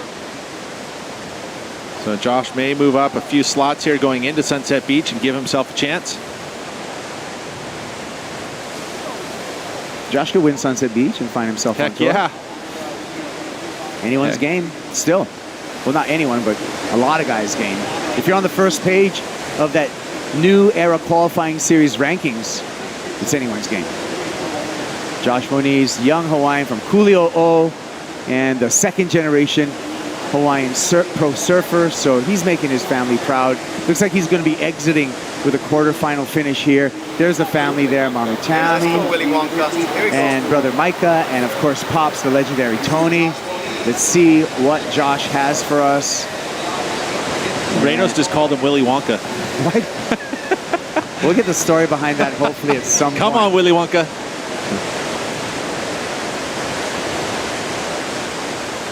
"10 seconds, Pete. And this is just going to be watching Felipe Toledo surf for fun as the Hooter's going to sound.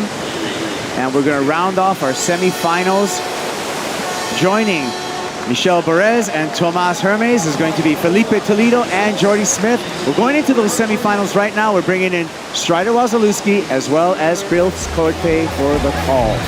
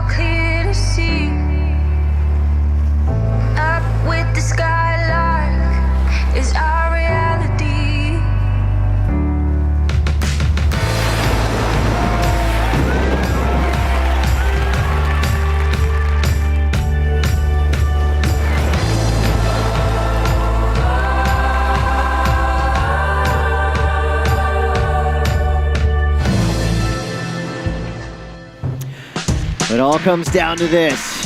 We're into the semifinals here. QS 10,000 action live from Haleiwa. This is the Hawaiian Pro. Chris Cote here with Strider Wasilewski. Oh yeah. We have got a super stacked heat coming up after nearly 4 full days of surfing. It's getting moody here in the afternoon. Action. That's right, semifinals. It's getting moody. There's a little overcast, a little flare, but look out in the water. These guys are still on fire. New era rookie for the 2018 Championship Tour, Griffin Colapinto. Job's not done here yet. He blasted his way into the semifinals with some stellar surfing in previous heats. Will the roll continue for this young surfer from San Clemente? He has got a huge matchup here. Griffin Colapinto, Adriana de Souza, Wiggly Dantes, and Kolohe Andino. Wiggly started off this wave on his backhand. Cracks. Buckets out the back, comes around the corner, pushing that water around for a third snap and finishing strong on the inside. Come on, man. He just is picking up where he left off after his last heat. And your surfer in red, Griffin Colapinto, a replay of his wave. Nice kicker to start. Good redirect back into the power pocket. Pushing water. Comes to the inside, doesn't finish. Comes unstuck right there. That would have been a great wave if he would have just finished. It would have come into, like, you know, that mid-range score, but you could tell he wasn't going after it the way he has in his prior heats. I want to see that fire back out of him. I'm sure you will see it. He's got 26 minutes to mount a winning run in this heat. Speaking of winning runs, Felipe Toledo has been on fire throughout this entire event. He's on the beach now with Ian Folke. Thanks, Chris. Yeah, fiery Felipe Toledo. Felipe won that heat handedly. Do you have any left in the tank for us? Are you going to show us something new? You know, always saving something special for the finals day, you know. So actually I had like some really big mistakes on that heat, and I was happy that I could, you know, recover on the last, you know, 10-15 minutes of that heat. And you know, I knew Jordy, Joshua, and Jordy too, they were ripping the whole event, and it would be a really tough one, but I was really confident on my game and my strategy, and it worked pretty good. And you found that mid-8 on a left. We hadn't seen a lot of lefts scored today. Is that something you're going to be looking at moving forward? You know, I was watching a few hits before mine, and I noticed that swell dropped a little bit, you know, kind of slower. There I saw some lefts and I saw some ramps, and I was just waiting, like, okay, the wind's pretty good for the airs on the left, and I'm going to go for it. And then I tried like 2 waves before, and I got stuck and didn't happen. I was just like, okay, I'm gonna focus on the right again. And then that little one came through. I was just like, no, this is gonna be a good one. I'm gonna try again. And then the wave just kept going, like kept giving, and I was just like doing turns, and yeah, I was really happy on that one. Well, you guys, Felipe Toledo just said he's looking for ramps. Don't go anywhere. He's up in the next heat. It's gonna be fire. We're ready. We're ready. Felipe Toledo when he turns it on. Watch out. Here we go, live action. Kolohe Andino. He goes down, so a couple of that was awkward missteps, back-to-back waves for our two surfers from San Clemente in this heat. That was an awkward fall right there from our man, Kolohe Andino, and Griffin Colapinto. He took to the air on his wave as well, but came undone during that interview. He had the Cobra coil going as he dropped into his last wave. You saw that section unfolding in front of him. Just a little too overexcited. Plenty of time to go. Here's Griffin's previous wave. So liftoff, misses the grab, board flies away from him, and that is a precarious situation to be in. Coming down backwards with your board underneath you, you don't want to do that. It could really end up with a fin or a rail or a nose or something connected to your body parts. Gotta be careful. The danger, the struggle is real. Can up hit in you the air. Places you don't want to be hit. 23 minutes, 20 seconds to go. We've got a couple scores of note on the board. A 617 for Wiggly Dantes. I like that Wiggly's not changing up his strategy. Go out there and just swing swords. His backhand is just next level right now. There you see Kolohe Andino riding a different board And in his previous heats, he had the Martin Potter airbrush before. Now it looks like, I don't know if he went smaller, bigger, or if something happened to his previous board. These guys have their boards so dialed, they know exactly what board to pick. I guess you'd have a huge quiver, right, for the conditions. You'd be ready. So certain scoring elements are dependent upon the conditions and locations of the day, as weather conditions change during the day's criteria. Winding up, Wiggly. Another big start. Here he goes to the inside section. Bam! Hammering it home again.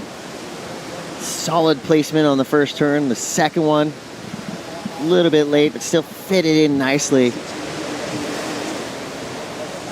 The great part about watching Wiggly surf is that if he has the opportunity to really unleash on a section, he's going to. He's not going to hold back no matter what. So see him glide into this one. He's pushing a lot of water out the back there, but he never really gets the chance to time that wave as well as he would have liked to. In his other heat in the quarterfinals, we got to see him pretty much perfectly belt the top of a wave.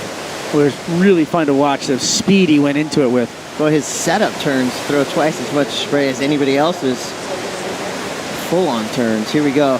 Hawaiian Pro hunting ramps. You know they've had their eyes focused on that previous heat with Felipe Toledo getting through in the strength of a couple incredible aerials. And then there's sick boy, Adriano de Souza, who has told us that he's been down for the last 5 days, barely getting any sleep. But look at him, he's in the semifinals. They say the wounded animal is the most dangerous. It's going to come down to stamina. It looks like, although the wind is still howling, maybe the current's eased up a little bit because you don't see that just fervent paddling that we saw earlier today. These guys able to kind of sit back and assess where they are in the lineup. It could have to do with a few things. So tide could be, you know, mellowing out here, but also the swell could be backing off. And with that, the flush of water that needs to get back out into the ocean, it gets stuck on the inside here, coming in from over by the avalanche side, which is across the channel. That left you see in the background when you're standing on the beach here. You see those walls of water kind of rolling through in the background. That's going into a reef known as avalanche, and then it comes to the inside and has to go somewhere. So all the water that comes from that side has to push out, and that's why you get that crazy current ripping out through the lineup here. You guys able to really just assess these waves that are kind of coming in from every which way. They've been decoding them nicely. So far, Wiggly Dantas is winning the wave selection war.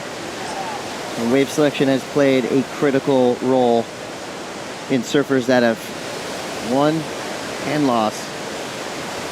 So your heat strategy going out there is pretty simple, in theory. Find the best waves. But when you're looking at the lineup, which aren't always a whole different animal. Which isn't always a very obvious thing, right, Chris? You're right. So, I mean, this wave most likely didn't look good on the takeoff, and it wasn't good. So, but some waves, they, you know, from the beach, look like they have a nice shoulder on them.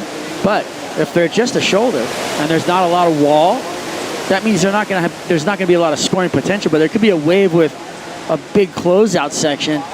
You know, like a big wall with the end of it shutting down. Might look like a bad wave from the beach because it doesn't look like the surfer is going to be able to exit easily off onto the shoulder, but they'll have the opportunity to hit that section and thus getting some scoring potential possibly in and above the lip. Well, guys like Griffin, Felipe Toledo, closeouts for them could be 9s. They're that good. Here we go. Wiggly Dantas fighting hard to get in this wave, has to back off. Doesn't get it. Kolohe Andino takes it. Little slice to start, sees that end section, blows the tail. So Kolohe with a 193 and a 1.5, that'll improve on those two scores. So basically him trying to get the momentum flowing. 18 to go. Set coming through, it's gonna be Adriano de Souza with priority. Patience. As he gets on the open face, Cuts back, now looking to get some work done. Digs the rail, goes down. Adriano with an unforced error. Waits just over 12 minutes and goes over the handlebars. Griffin Colapinto now. This guy can make a lot out of a little. With a carve. Looking for the end section. So that was just fundamental surfing right there. Holding back on really unleashing on that wave, but surfing it well from beginning to end nonetheless. He's got a 5.33 to start, so he's going to back that up. I think this is more of a chess game heat so far. Well, and with the swell dropping off, you're not seeing a lot of bigger waves. So here's a replay of Griffin Colapinto. He kind of throws it up into the corner, gets himself a little cut, a little sticky on that turn. Found a little bit of flow in the lip there as he belted it, and then came to the inside and finished with a clean little tap, but nothing crazy. De Souza looks free out on the open face right there, but then goes over the handlebars, just catches that outside rail, oddly coming back in. So an uncharacteristic mistake from De Souza after waiting 12 minutes. He was looking at a pretty solid score. Even the best, most consistent surfers, they can fall victim to that projecting into the next maneuver. I think that's what happened with Adriano there midway through that turn. He's already thinking about what he's doing next. He went down. So we've seen some incredible leaps from QS to CT. Tomas Hermes did it. Griffin Colapinto did it. New era rookie Griffin Colapinto in this heat. Just putting the cherries on top of the sundae right now. So Griffin had a quick look. There is a San Clemente connection between two of our surfers in the lineup. We've got Ian Folke on the beach to give us some insight. Yeah, thanks, guys. Really unique connection between new era rookie Griffin Colapinto and Chloe Andino. Both guys are from my hometown of San Clemente, and they've become fast friends over the past few years. In fact, Chloe Andino has played a little bit of a mentor role to Griffin Colapinto, and there's a really good chance that not only they're going to be surfing together in many heats in the future, but they'll most likely be travel partners in 2018. You know, Griffin Colapinto works with Jake the Snake Patterson. Chloe Andino has worked with his father and mentor Mike Parsons for a long time, so they will probably have different camps as they go through their competitive year, but there is a good chance that they'll be staying together, traveling together, playing cards together, having lay days together, and all the shenanigans in between. Right on. Thank you, Folke. San Clemente connection. Right now, they are battling the elements, trying to find an elusive gem out here. And here goes Adriano De Souza. Going to gather himself after his previous mistake goes down again.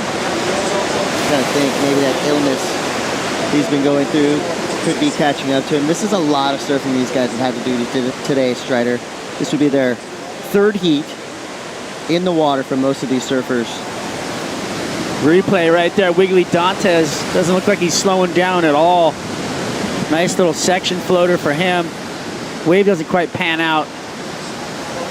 Kolohe forcing the issue there, blasting the tail out, getting that 360 air done.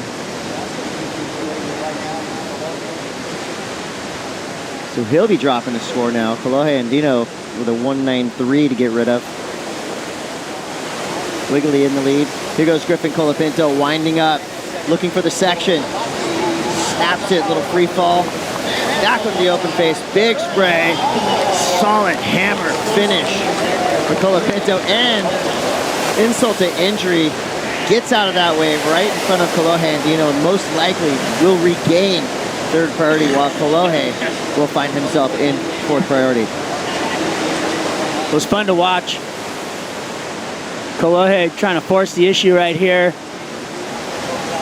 That was pretty cool. It was pretty cool because he kind of didn't have the trajectory that he wanted, but he still was able to perform the maneuver. And then Griffin, a lot of down the line speed. That turn right there, quick in transition, and then finished with a little snap of the fins over the lip. Bottom turn, cracks it into the lip, but just kind of a lateral down the line maneuver. This one, again, almost the same move. And then the third one kind of busts the fins out a bit.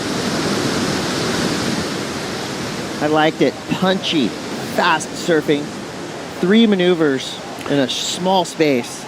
Never really got the shoulders rotating or the board redirected back in the other direction though. Threw a lot of spray. For me, I like the down the line speed that he carried, but I don't think it's going to go huge. What?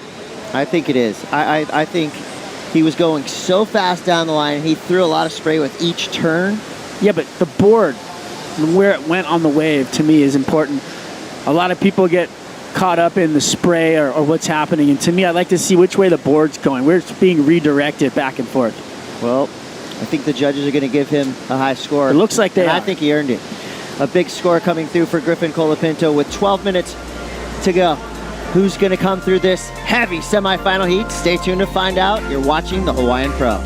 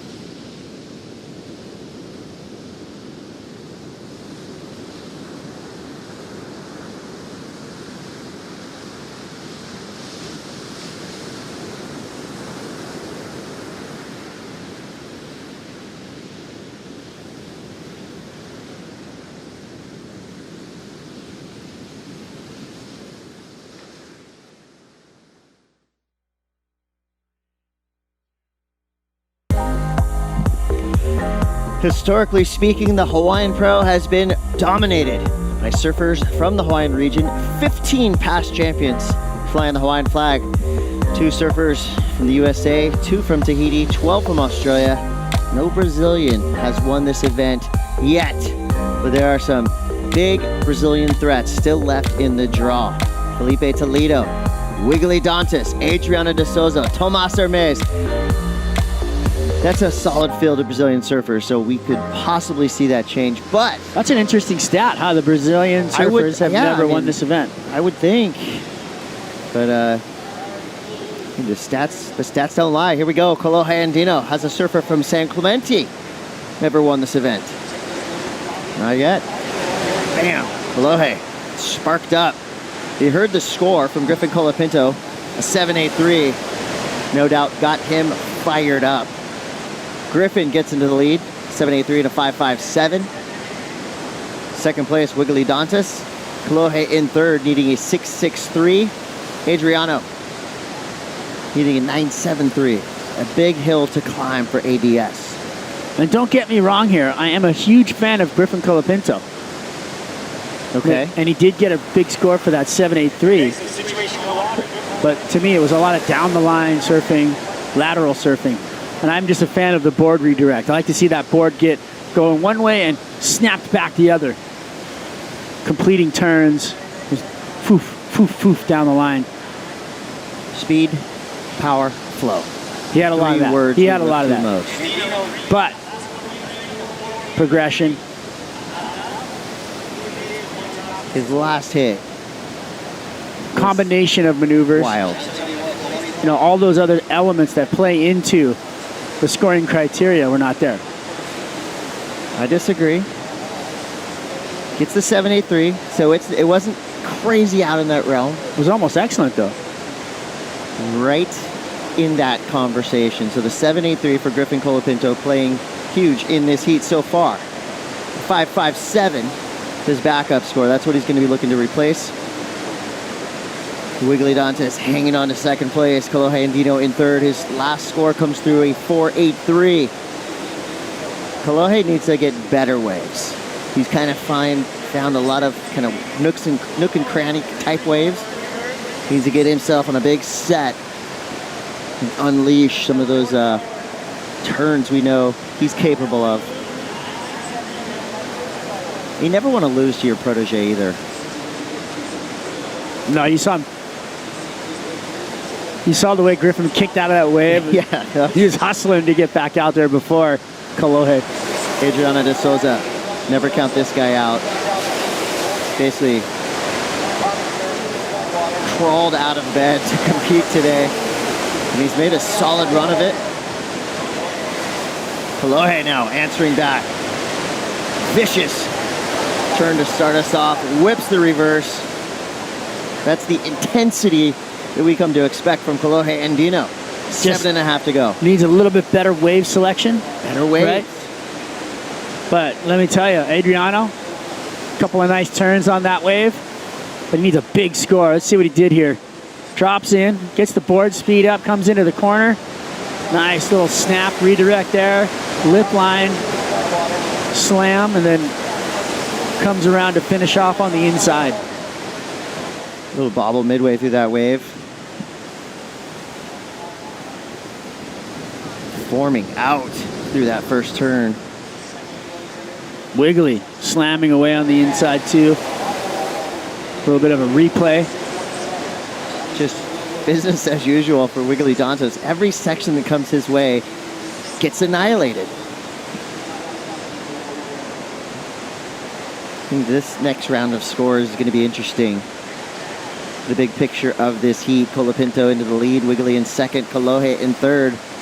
Adriano trying to mount a comeback. Let's take a look at Kolohe Andino's wave from beginning to end. Nice track down tar back into the bowl. Kicks out the fins for a little reverse. But there's not much left on the wave, so he gets out of there. It's going to be one of his keepers, though. Wiggly. It's a replay of his wave. Second turn just to kind of keep the board moving. Third turn, a little late to the party, but buckets out the back. Every time.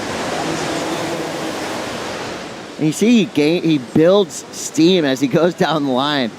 His last turn has just been shattering in each and every wave that he's gotten. Colapinto still in the lead, 5:50 to go. This thing's winding down pretty quickly, huh? Yeah, this heat went by fast. Semifinal heat number 2 coming up.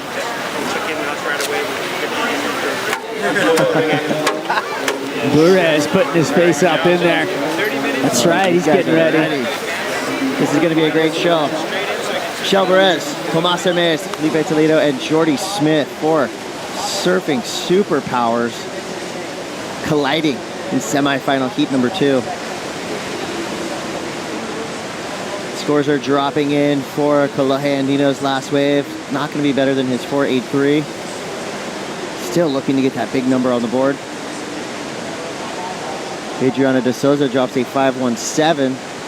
Now his ask is a 7.23. Quick snap to start this wave. Power hook at the end of that one. I feel like that layback jam is the perfect way to finish these waves when they're on their forehand. It's been the go-to, right? So cool looking. It's got that perfect opportunity. You got all that speed coming into that end section and just laying into it and having the oncoming section meet you and just really kind of buckets out the back. De Souza kind of trying to go to work, but there's that turn with that oncoming section. A lot of waves are not well suited to help you with that turn, but Haleiwa will pop you right back up. That's why we're seeing a ratio that's really high in terms of guys making that final layback turn. Now we're down to about 4 minutes to go. Waiting for one score from Adriano. Colapinto out the back with priority. Having a look, Wiggly Dantas sitting with third priority. 2 surfers from San Clemente on the outside,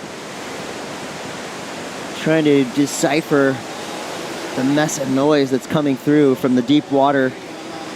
3 minutes, 43 seconds to go.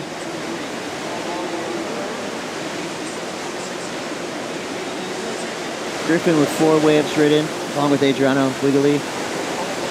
6 waves. Kolohe the busiest in this heat. 9 waves ridden, but just yet to break through. I feel like an 8 by anyone in this heat would be a real swing in terms of who will advance. 7.83, the highest single wave score of this heat so far. Griffin Colapinto, we know he's got the game to go above the lip. Adriano de Souza, Kolohe Andino. We rarely see this man go above the lip of the rotation, but we'll definitely see some snaps like that. He just crushes the lip twice in a row. This guy brought a sledgehammer with him today, and I tell you, those turns, they do not get old. Reminds me of the Axeman, just knocking trees down. You can left and right. You can hear those turns. You know, just a big swing. But he's a home run hitter with every turn. No setups involved, just bam, bam. Boom, boom, Mancini, all the way from the outside to the inside. Watch this bottom turn to lip slam. Doesn't quite go 12 o'clock, but he's pushing a lot of water. And on the money as he brings it home right there with that final turn. Look at that. Just beautiful surfing right there from Wiggly Dantes. 7-7-3, puts him into the lead. And there's only 2 minutes left. The judges are eating it up. I mean, rightfully so. A 7-7-3. He earned every point of that. Big power surfing. And that's the thing here at Haleiwa. Power surfing will get you big scores. You'll be on any debate you could have. Big surfing, big turns, big scores. Problem solved. That's how you make a heat. Here we go. Kolohe Andino blasting his fins loose. Recovery. Gets another snap through that mid portion. Yeah. Kolohe's fired up. Needs a 7-6-4. Things are turning up in the last minute of this heat. Adriano de Souza now. Frustrated. There's a lot of body language going down out there after these waves. And, right there. You know, there was good, there was bad. Kolohe needed a 7-6-7. So here's the replay. Gets a little jam right there and kind of flicks the board out. It's a quick little finish right there. I think this is more of kind of a half joke because I don't think he's going to get the score on that wave, but that was a pretty crazy layback jam right there. And then this quick little slambo over the corner. All right, a couple surfers up with 28 seconds to go. Kolohe goes to the air, comes down. 20 seconds to go. With a dream run for Griffin Colapinto. Colapinto, roll on. Here we go. Adriano de Souza, last chance. Adriano going to the air, comes down with it. He needs an 8-2-3. He would have had to do something pretty special to kind of knock that point home. Great way to finish nonetheless. It was interesting. Colapinto could have taken that wave, and he didn't. There's Griffin. And now Griffin and Wiggly. Waiting for scores. Unofficially rolling through. We'll see what happens with that last score for Kolohe. Here's Wiggly. No rest for the wicked. There's a replay of De Souza kind of forcing the issue right there. He won't be getting the score. Kolohe was looking for a 7-6-4. Comes through, it's just under a 6.9. Your first two finalists for the 2017 Hawaiian Pro are Wiggly Dantes and Griffin Colapinto. Semifinal number 2 coming up. Do not go anywhere. You're watching the Hawaiian Pro. Semifinal number 2.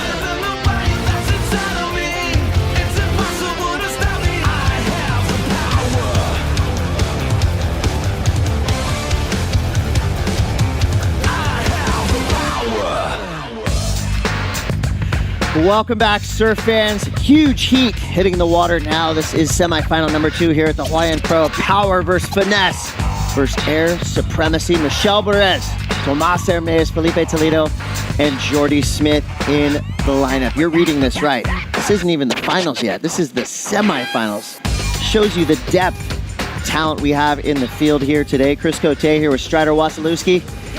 And right off the horn, the Spartan starts us off. No, that's Tomas Hermes getting into the lip, but he did have that solid look when he took off, didn't he? Tomas, a 4.17, get fired up.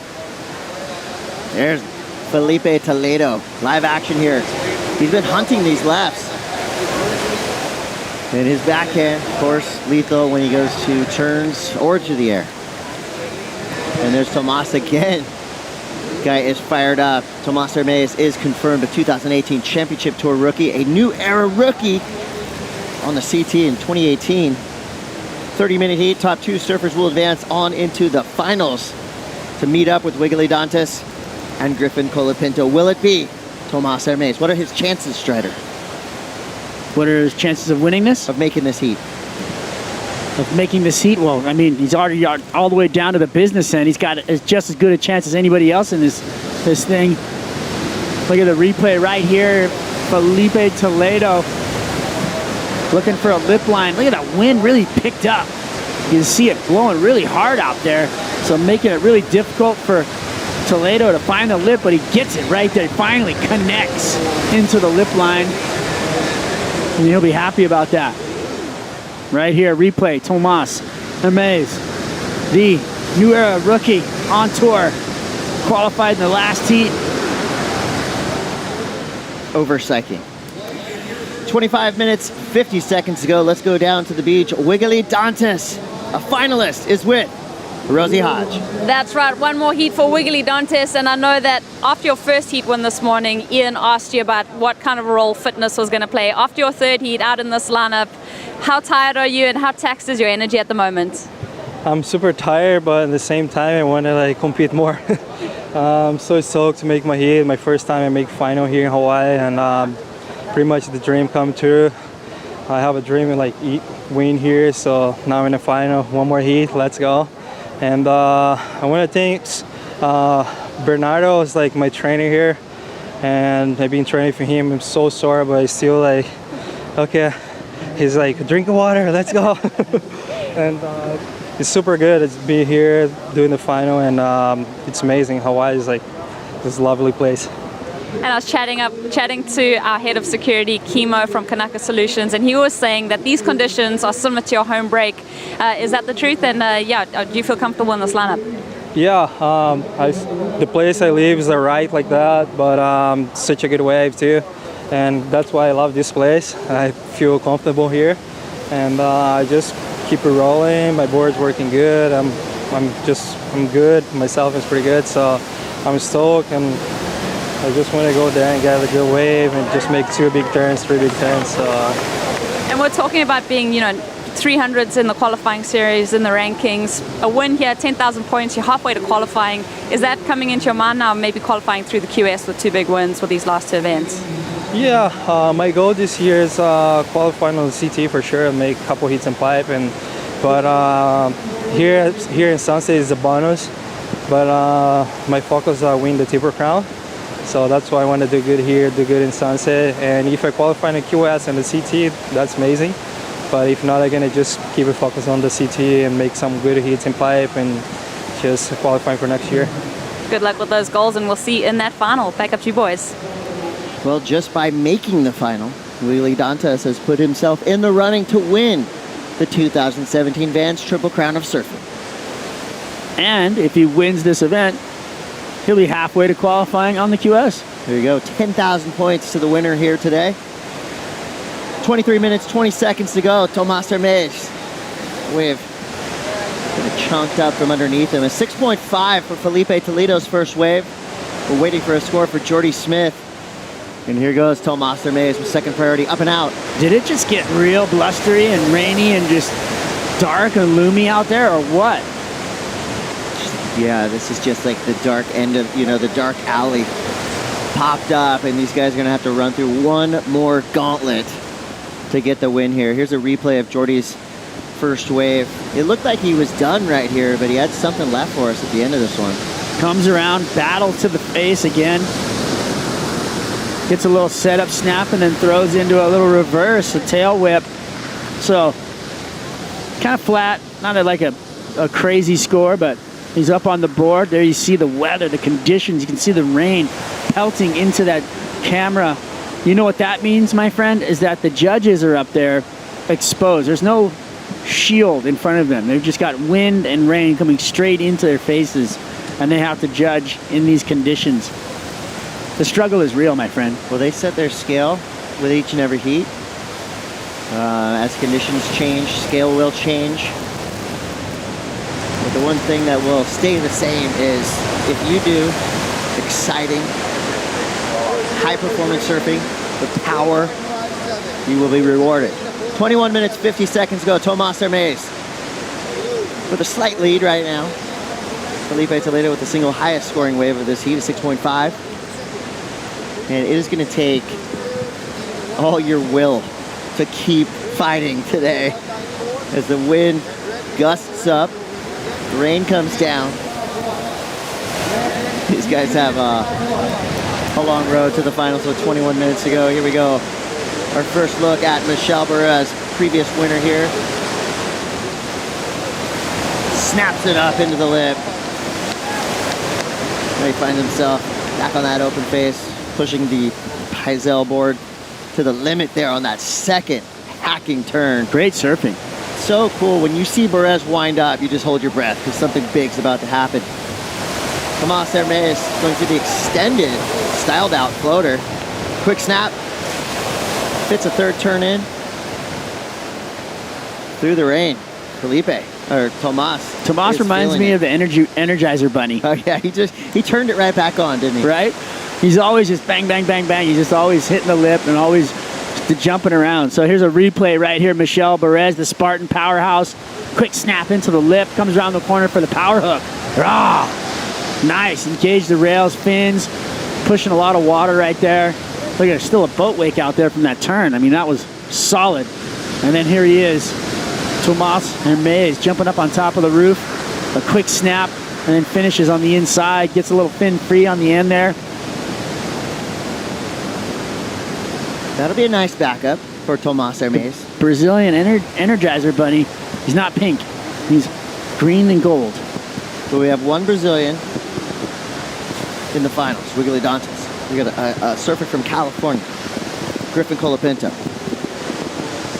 But two Brazilians in this heat, Tahitian and a South African. So still an international affair here.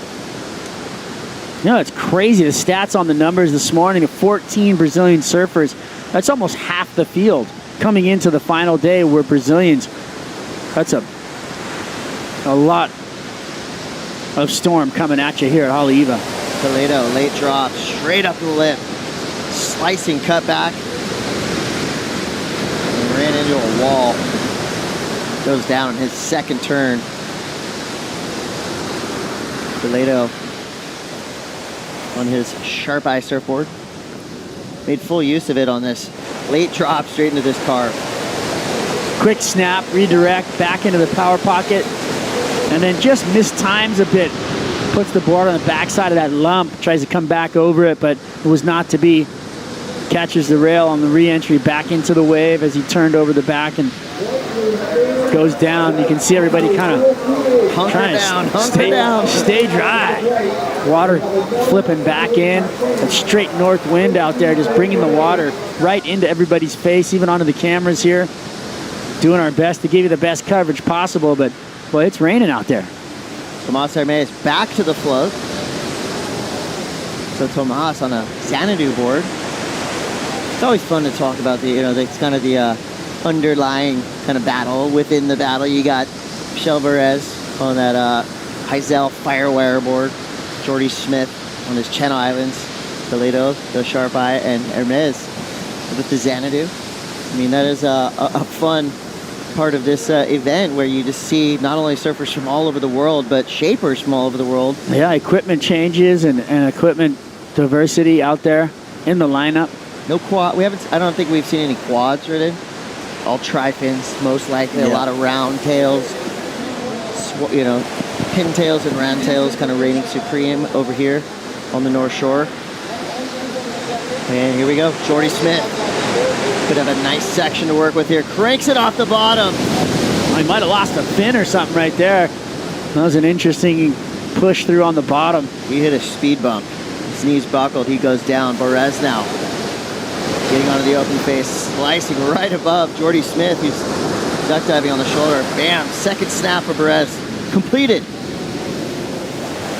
He just looks like the strongest surfer in this heat so far.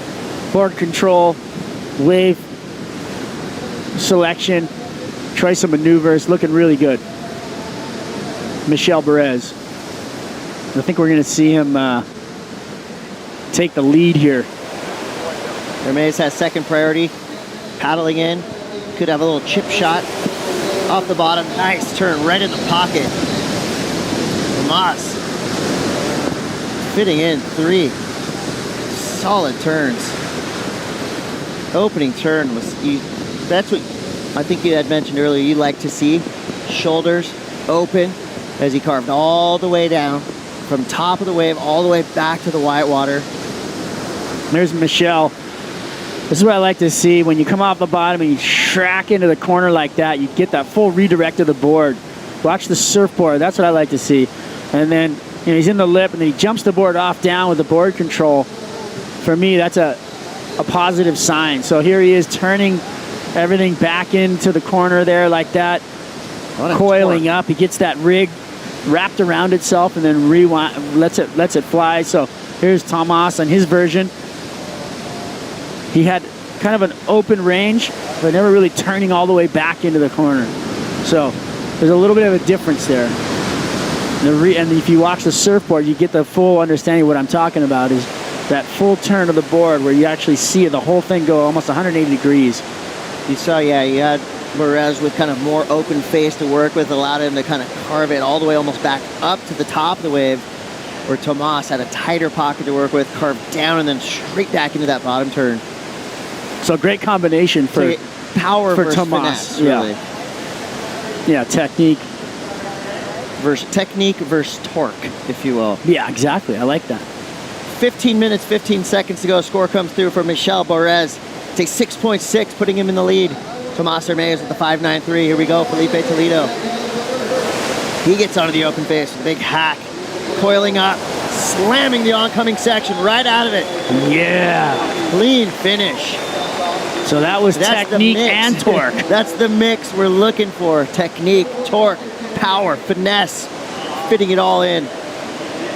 Huge turn to finish that wave. That will be a heat turner for sure. Toledo now in third place, needing a 5.83. There we go. Here's the angle looking at it from the judges' side. Nice turn off the top and then slamming it into that lift line with a lot of speed.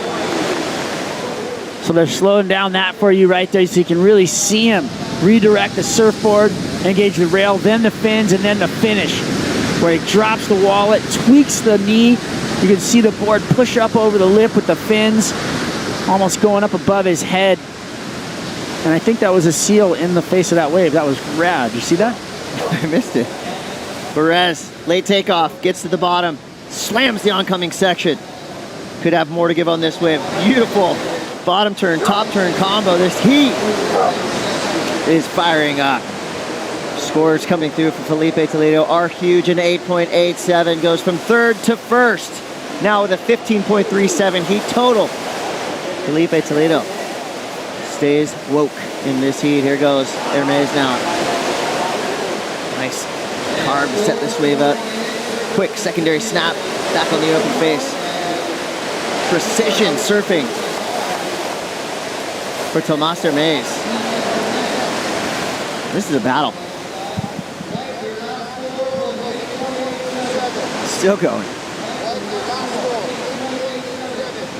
giving the judges something to chew on. That's Hermes gonna has be- a 6'4" and a 5'9" That was a really hard wave to score right there. There's a replay of Perez. Nice connection off the top right there. Wow, what a wave. How was that torque? Ooh, spicy. Really solid surfing. He could have finished that turn on the inside. Could go excellent. Might even go excellent anyway. This turn right here, torqued out. And then see that finish where he just like literally almost lifted the board back towards the impact zone. And then this one. So this turn right here, pretty solid. And then he goes to work with a couple more snaps. So this is more finesse and technique than power on this wave for Tomas Hermes. And you saw a lot of power and torque from Michel Perez. And we kind of saw both of them being combined with that 8.87 from Felipe Toledo. So we'll see where those scores drop. Doing a 7.43 right there. Yeah, that last exchange really tightened things up. My favorite part about that Perez wave, the second bottom turn. Deeply engaged on his rail. That allowed him to just push with so much power through the second turn. 12 minutes to go. We know you're not going anywhere. Semifinals number 2 in the lineup. You're watching the Hawaiian Pro. Can Felipe Toledo hold on? Stay tuned to find out. We'll be right back.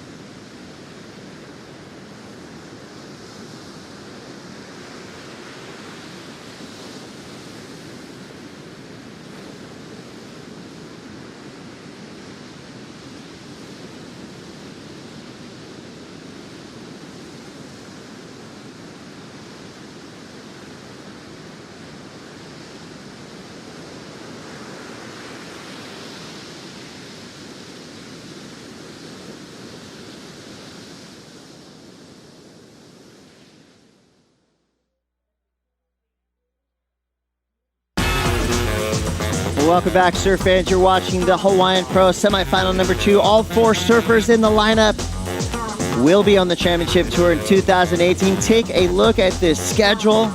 I'm looking forward to an incredible year. We're going to go around the world and back. And man, I know a lot of people are fired up about the looks of the 2018 championship tour. During the break, this guy's fired up. This guy, the Spartan, Tahitian, Michel Perez. He's not done yet. Still pretty excited. A little wobbly there on the end of that one, but that wave he had prior, that 1.743 was just the way that the wave presented itself to him. I could watch that all day. He was so, you could see the excitement coming out of him. Coming into those sections, the one just corner with the white water coming in on it, and then that next second bottom turn that you were talking about where you just pushed into it. I'm gonna watch the replay tonight on WorldSurfLeague.com. Heat Analyzer. That's the best invention for surf contest viewers ever. I'm super curious to know what that is out the back. If it's a giant turtle, or if it was maybe a monk seal flying through the waves, but I just saw it again out the back. But you can find it on the Heat Analyzer. Yeah, you go back and take a look. 9:16 left to go. Tomas Hermes now in 3rd place. Needs a 7.38. Nice long winding cutback to get himself back into the pocket here. Bam! Kicks the tail. Tomas Hermes. I'm excited. I think he's going to be a great addition to the championship tour. Tomas, I feel like his board placement and his technique is on point for sure. I think where he's going to have to try to improve and better his position to really do well is the technical side of surfing. He's really going to, and mixing that with power. Here goes Toledo, who started off his professional surf career as an air guy, but now he's an everything guy. Can never discount the power of Felipe Toledo as he put on display in J-Bay this year, mixing powers with some of the most radical progressive surfing we've ever seen. He knows what it takes to lay down a I hope his hip's okay. I hope the hip's okay. You see him kind of hold his side right there. He grabbed it a little bit and he looked back to the beach. I'll take a look at him right here. He drops in, gets a nice bottom turn, slams straight up into the lip. Quick, fast surfing right here. Beautiful, explosive turn right there on the corner. Comes to the inside, back into the white water. Finishes strong on the last turn right there. Look at this bottom turn. Puts it right on the button. Look at that laid out, beautiful rail to fin to finish. Really great surfing right there. Another little setup snap. It comes to the inside and pushes the fins out over the top. So Toledo looking like he is in control of this heat. Looking to do better, a 6.5 he does, just by a little bit. 6.53 for Toledo's last wave. There goes Tomas Hermes. Nice drop into this wave, straight into the lip. Hitting sideways a little bit on his opening turn. He's out. Sparked up, trying to get back into the lineup. Perez, quick up and down. Where is Jordy Smith? Let's get some Jordy Smith involvement here. I would like that. He's got a 4.57. The big fella. And he's kind of looks confused right now, wondering, how am I not in the right spot when everybody around me has gotten, you know, high 7s, 8s. And we know Jordy is capable of unleashing and giving us an 8 or 9. But he needs that wave, and that's what he's looking for now, knowing with 6 minutes to go, he's most likely going to have to do it on one wave as time winds down. Tomas, it's not for lack of wave riding. 9 waves ridden. Woo! 6.4 and a 6.83. Griffin Colapinto, he's been here before. Pretty crazy that this early in his pro career, already 2 finals under his belt here at the Hawaiian Pro. Here's Jordy Smith blasting the frontside reverse. This wave dissipating in front of him. Could have one final shot. Low score of 4.57. That'll probably be right in that realm. He waited a long time for that wave. Here's a replay. So he got involved. A quick snap to reverse right there. Wow, it was just lightning fast. So smooth in transition. Nothing left on the bone there, though, for him, so he's going to get out of there.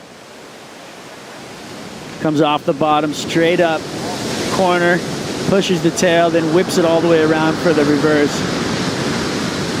That is so clean. For such a big fella, he really is so agile. Agreed. 4.17 for Jordy Smith. Wow, now he needs a 9.63. He's in the basement. And the door is closing. 4.5 to go. It's going to be fun to watch this final play out. Are we going to have a Brazilian win the Hawaiian Pro for the first time? Well, at this point, it's looking like could be a 50-50 chance. Well, we're going to have Toledo in there. We're going to have Wiggly in there. Michelle Perez out the back. 4 minutes to go. Perez through to the inside section, goes vertical. Curls. It's a word you don't hear often anymore. Pearl. Nosedive. We're changing it to nosedive? We call those lobster dives. Lobster dives. In the 80s, they were called pearls. Nice little kick in from that rapid whitewater. Bottom turn slam straight up, but then as he re-engages, the nose of the board gets sucked under. Sees something for dinner and goes for a dive to get it, but he missed it. 3 minutes, 30 seconds to go. Perez fending off Tomas Hermes and Jordy Smith. Perez has been here before, your 2013 Hawaiian Pro champion. One of 5 surfers on the planet to have won all 3 stops on the Vans Triple Crown of Surfing. No one's ever done it in the same year. And only 5 surfers in history have done it. But one man that came extremely close, Andy Irons, was Andy Irons in 2006, winning Sunset, winning Haleiwa, and getting second at Pipeline. And just I mean, by right a slight margin. Who beat him? Was it Jake Patterson? Could be right. Those stats coming through from one of Andy's friends, Evan Valier. That's right. We thank everybody watching. Thank everybody tweeting, sending texts, posting on their Instagram. Tag us at WSL, hashtag Hawaiian Pro, and go ahead and hashtag VTCS. That's Vans Triple Crown of Surfing. Or who's going to win this final? Or yeah, or you can hit at Chris Cote. That's fine. Or at Strider's World. We know you have the World Surf League app, right? You better, because you're in for an incredible final here. And if you want to know all the news about qualification, about who's in, who's out, get the World Surf League app. There's the crew. Everyone's showing up to watch the finals. Coco Ho right there in the middle. Maud Makar. Shawan DeRue, the crew. Weathering the storm. They have a minute and 30 seconds to go to see who will be making it through to the finals. Safe to say Felipe Toledo will be a back-to-back finalist. Perez back into the finals after a win here in 2013. Tomas Hermes still has a shot, needing a 7.38. Jordy Smith hoping for a Dusty Payne-esque miracle, needing a 9.63. And obviously capable. Do not give this man the wave if you are Toledo or Perez. Jordy's eyes on Jordy. Jordy's got to be feeling good, though. Kind of subpar conditions, so to speak, for Haleiwa, and still making it into the final, gaining momentum. See how he does at Sunset, kind of building confidence into that pipe event that he's got to do really well at. He's got to just come correct, really driving into some huge barrels. Hopefully the conditions come to play as well. We get to see everybody performing in perfect pipeline. Here goes Jordy Smith. Is this a 9.63? Pumping down the line. Up into the float. Blows the tail out. That's not going to be a 9.63. Going to be all she wrote for Jordy Smith, but we know what Jordy Smith is capable at Sunset Beach. Put him in the running to win the 2017 Vans Triple Crown of Surfing. 5 seconds to go. Toledo, Perez. Looking like they could be locked into the final here at the Hawaiian Pro. Tomas Hermes did his job. He qualified here at the Hawaiian Pro for the World Championship Tour, so hats off to him. Even though he's bowing out of the event, still going to see him on tour next year. Party wave to wrap up semifinal number 2. All right, surf fans, get fired up. You're about to watch an incredible matchup here for the finals. Stop number 1 in the Vans Triple Crown of Surfing, the Hawaiian Pro. Do not go anywhere. You're not going to want to miss this final.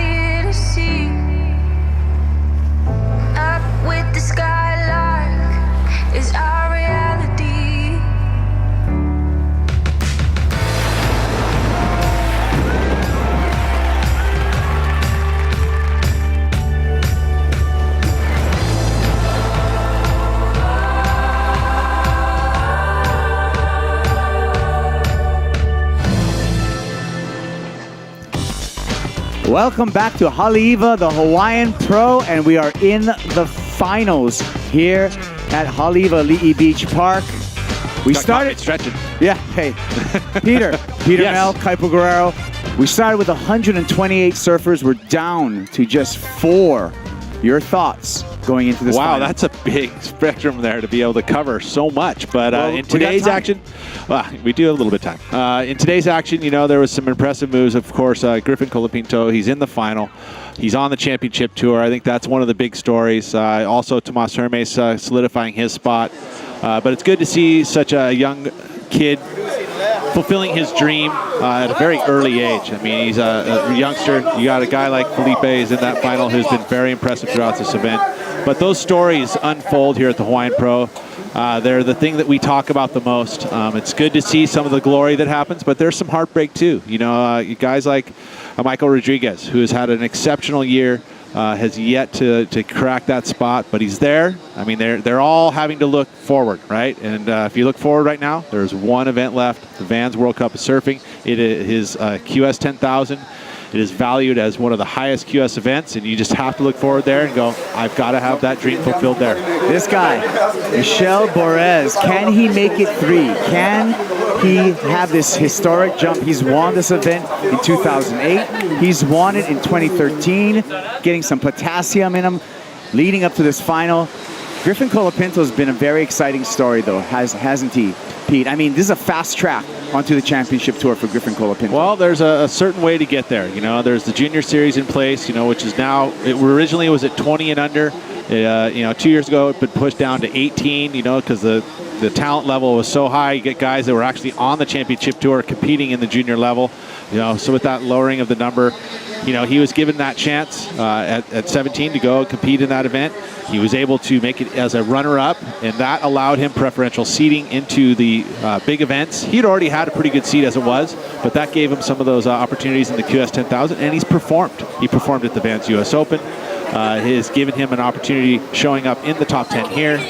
And so it's a great story. We have one goofy foot in the final this year, and that's the man on your screen, Wiggly Dantes. Last year we had actually 2. Mark Lacamar made the final as well as Adrian Ace Buchan. But Wiggly's been impressive throughout the varied conditions that we've faced here at Haleiwa. Let's take a look at Wiggly Dantes and his road to the final, Peter. Look, he has one of the most aggressive backhands in the business. We've touted it that way on the championship tour. Hasn't had the greatest season for him. You know, he was always pretty much always comfortable in that qualification position. He came into Hawaii needing to perform at a high level, either here or at the Pipeline event or in these last 2 events on the QS. And he's made it into the final. This is going to help him a lot as far as trying to re-qualify. He's going to still need some work done over at the Vans US Open, but he is so impressive. By looking at this final here, he's the lone goofy foot. So, you know, he's going to have a little different look in this final, and if he can get himself on those best waves and do the type of surfing that he's been doing in this event with just fans flying to the moon, he has a good chance to take a win. I like that insight in that point of differentiation for Wiggly Dantes could actually be an advantage for him. He's the only goofy foot in the final. He's going to be taking much different lines versus Griffin, Felipe, and Michelle. So this should be great. But look at the power surfing that Wiggly's displayed throughout the contest here. Yeah, and he's dialed in his equipment. You know, Wiggly has been guilty of using a lot of different people's equipment throughout the years, but now you see him just kind of focusing in on the burn designs. And that's been really helpful for him to kind of focus on just getting in his quiver and knowing what the boards are going to do in the certain types of conditions. It's nice to have those different flavors at times, and he still will occasionally go to a different board, but he has been kind of honing that quiver in, and especially when it comes to Hawaii. And I think that he is a favorite here. He spends a ton of time. He hangs out at the Rothman house, and you know, he lives right there on the beach, and you know, he's been embraced by the crew here in Hawaii, so he feels super comfortable, and I think that that's a benefit for him. You know, he can carry himself really well, and he spends a lot of time at Pipeline, so I think his chances are good there, but it's great to see him in the final here. Yeah, when we get to the 3rd jewel of the Vans Triple Crown over the Billabong Pipe Masters, Wiggly's definitely going to be one to look forward to, and he's definitely going to have an advantage there, but to have him in the final at Sunset, pretty incredible. Another man in the final, well, this guy was almost predictable from the first time we saw him don the jersey in the round of 64, Felipe Toledo. He's been surfing in a whole nother gear here at Haleiwa. Let's take a look at Felipe's road to this final. Well, it's what's nice, I think, for Felipe, for me, is that he's had to grow as a man, right? He's become a father. And all of a sudden, there's another mouth to feed, and there's a big responsibility. Matter of fact, a responsibility that takes the toll over anything else in the world, right, for him. And it's a different change. It's you generally are always focusing on your performances, but I think what has happened for him is that you kind of get through that period of time. You're like, all of a sudden, there's all this joy and happiness that comes with family, and you get comfortable. I mean, he's surrounded himself with family his entire life, and his surfing has now come to a level where it's just impressive. I mean, he's come into Hawaii, and I think he's growing through this entire season. He's had to come through a few things that happened to him in Brazil, where he had the suspension, and then wasn't surfing at Fiji, but then he came out with a win. So, I mean, so many things have happened in this year, so ups and downs. But the biggest up is that family atmosphere, and he's got them all here cheering him on, and it's really looking like it's it's kind of come into his surfing as well and his performances. And really impressive as we look at Felipe's road to the final. We see him surfing a couple of lefts, and when he was under priority and he still needed to manufacture a score, he could turn to perhaps maybe the less desirable lefts and still generate big numbers there. And this is the wave you're talking about. I mean, this was in that quarterfinal where it had been kind of a weird change in the lineup, and he had visibly started focusing on, looking for the lefts. The swell's dropping a little bit. There is going to be some opportunity there. He may have been sitting up in the bleachers, checking it out. Dad kind of pointing out, hey, you know what? There's a couple lefts out there too, and I think that you can put some numbers up there with doing that, which he's done, and now he's in the final. And you would say, just by the performances that are on those top four, consistently, I think he's put up the best numbers throughout this event, so I would call him the favorite. Going into the final, statistically, your average heat score would give an advantage to Felipe Toledo. But then if you're going to talk about another guy who's going to get in there, is a youngster who has nothing to lose.